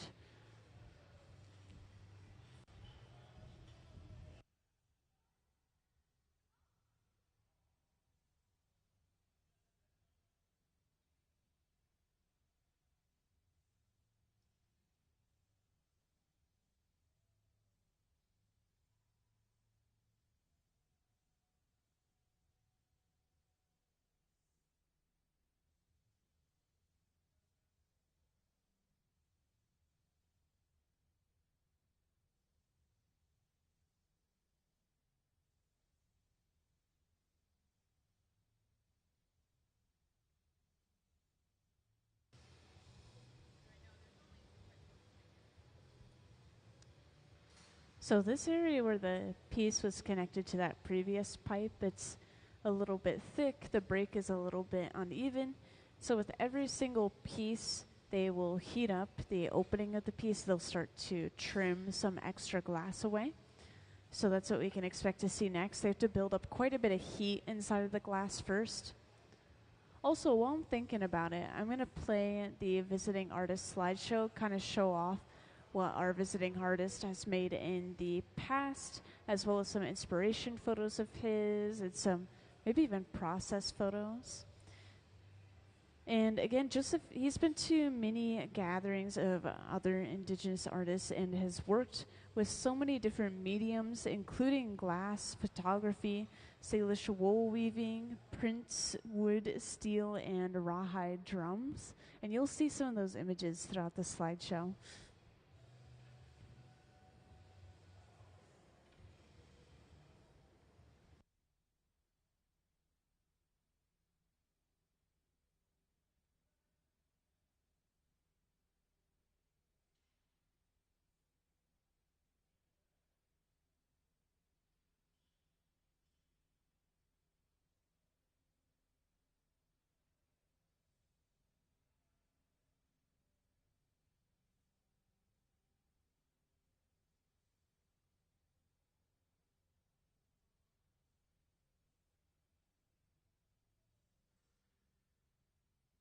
Thank you.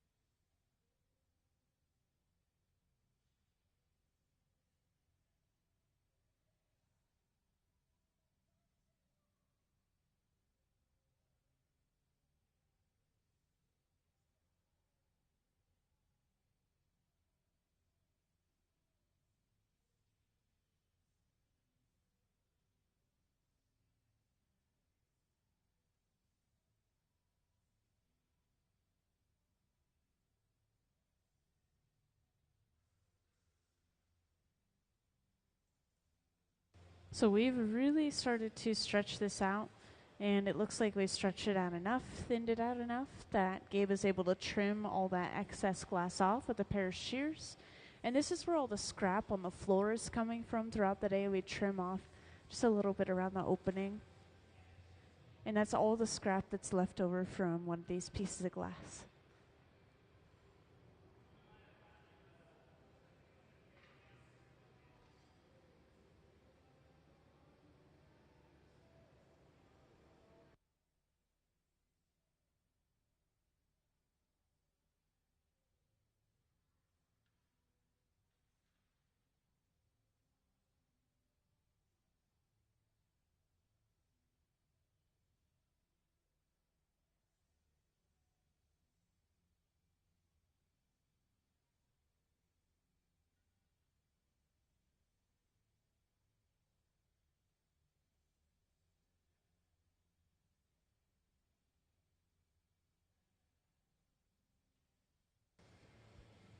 So while we're continuing to work on this piece at the center bench, you can see that Sean is actually getting started on the next piece already.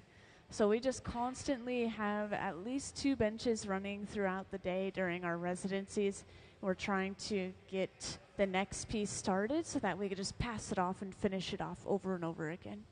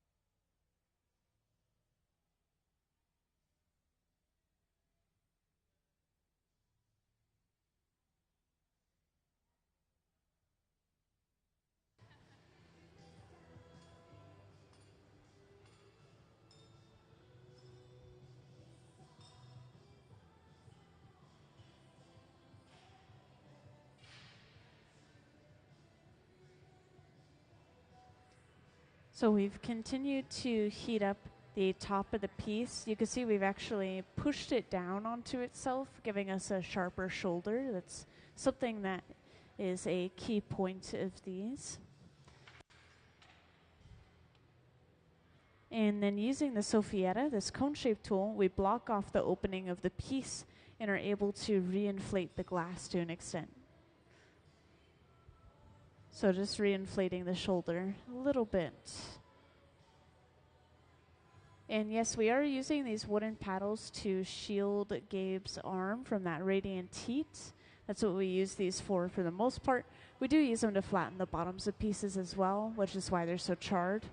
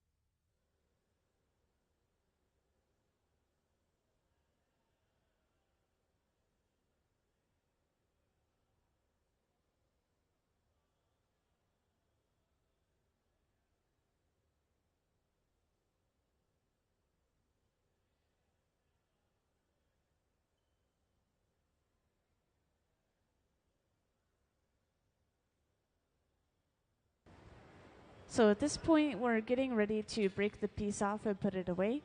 We're torching that area where the glass is connected to the pipe until we see some movement in that connection. Then we know it's safe to apply water to that connection, crack it off, and then put the piece away. And Trent has gotten suited up in these Kevlar gloves. I was just explaining to an audience member that it's the same material as firefighting suits, interestingly enough.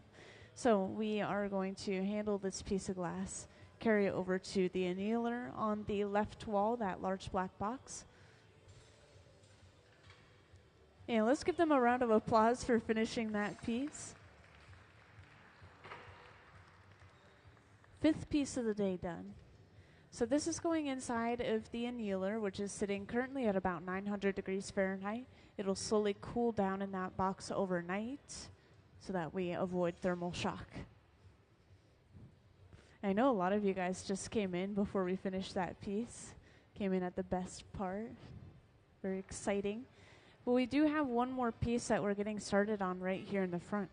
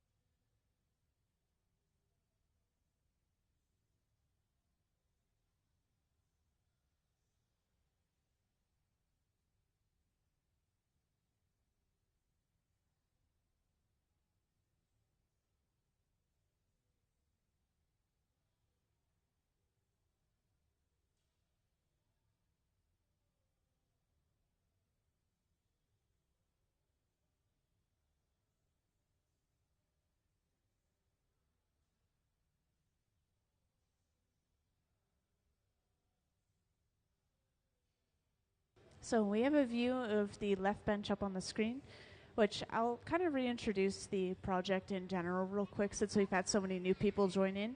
But we have visiting artist Joseph Seymour Jr. He's the one in the red and white shirt at the center bench here with the cap. Everyone else is working at the museum or working for him to help him bring his visions to life. And he has designed a variety of pieces that we're making today. A lot of them are based off of traditional Acoma pottery, like you'll see on this front pedestal here.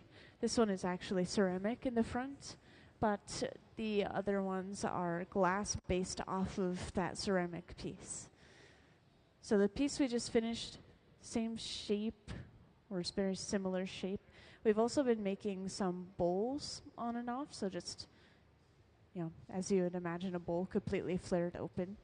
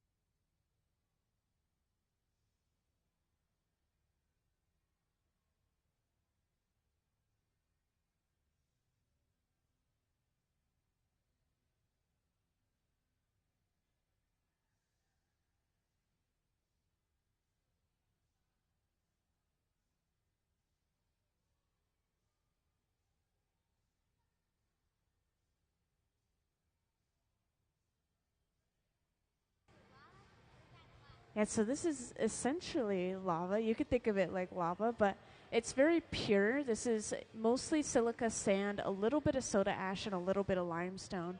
And it's all just thrown into the furnace when it's a sandy texture and melted down into glass. And this is all clear glass, believe it or not. I know it has a yellow-orange tone to it right now, but it's just so hot that it's radiating light as well as heat, which is why I brought up lava earlier. It is like working with lava.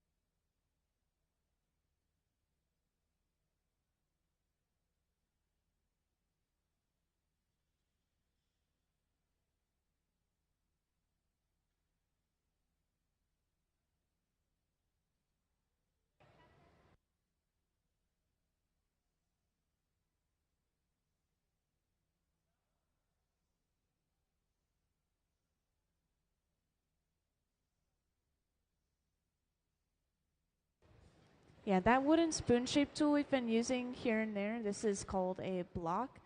and we'll usually use it after we've gathered a fresh layer of glass or if we need to round and smooth the shape out. But it is, once again, it's carved out of wood and it's kept in water constantly to make sure it's saturated and it doesn't burn very much when we use it.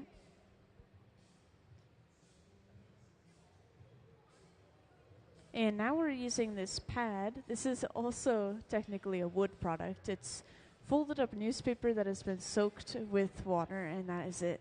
So we'll use this to guide which way the bubble blows out. Usually we try to keep the end of the bubble nice and thick so we have more material later on.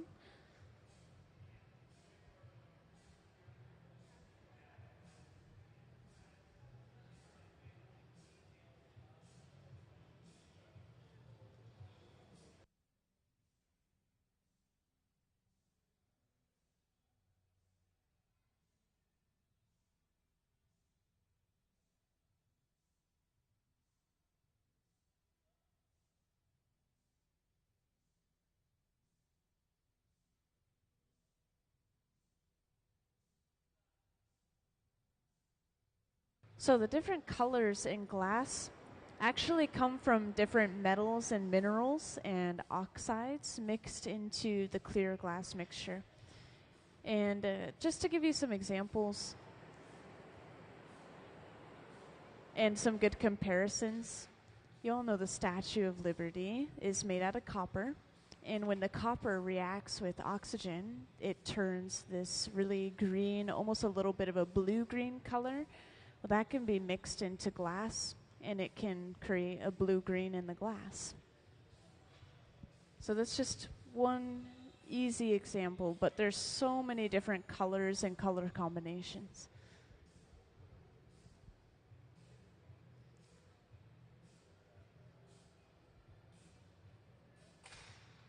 And we have created the jack line. This divot in the glass will break the entire piece off from later on. Once we have that, we finish the shape and the blowing.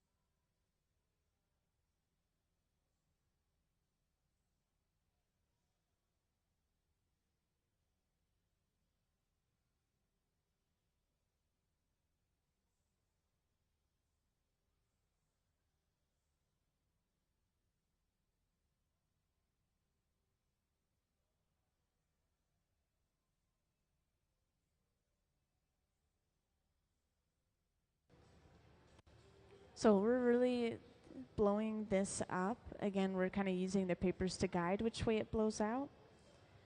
And once it's at its full size, we'll flatten the bottom, and then basically the lower half of the piece is just complete.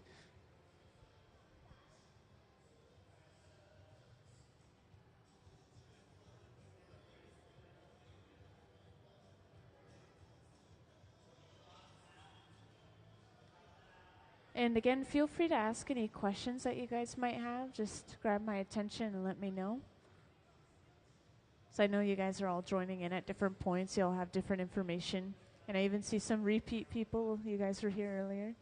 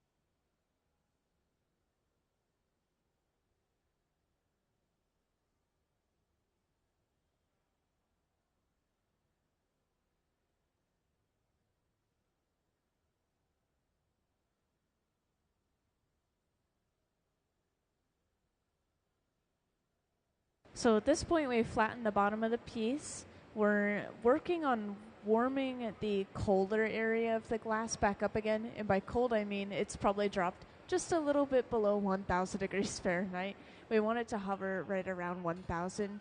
I know that sounds warm, but the glass is solid again at that temperature, and it's a happy medium. So not enough that it's going to melt, but not so low that it's going to crack from thermal shock. And pretty soon here, we'll be bringing over another pipe with some clear glass on the end and attaching it to the bottom of the piece. And then we'll be able to break the entire piece off of the pipe that it's on right now. And again, our visiting artist plans on sandblasting a lot of these. I think this one will also be sandblasted. And this will etch designs into the surface of the piece.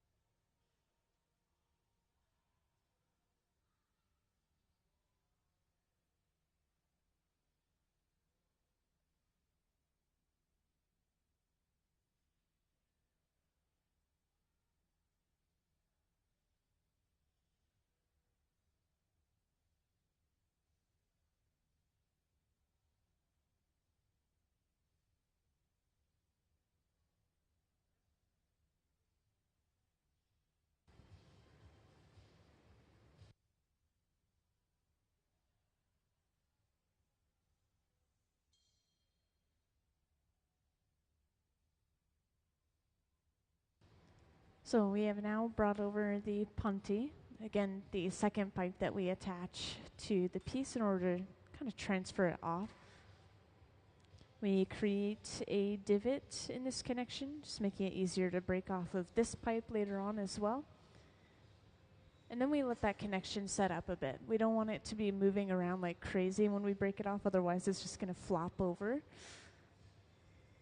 So we let it cool for a sec before we apply some water to our jack line.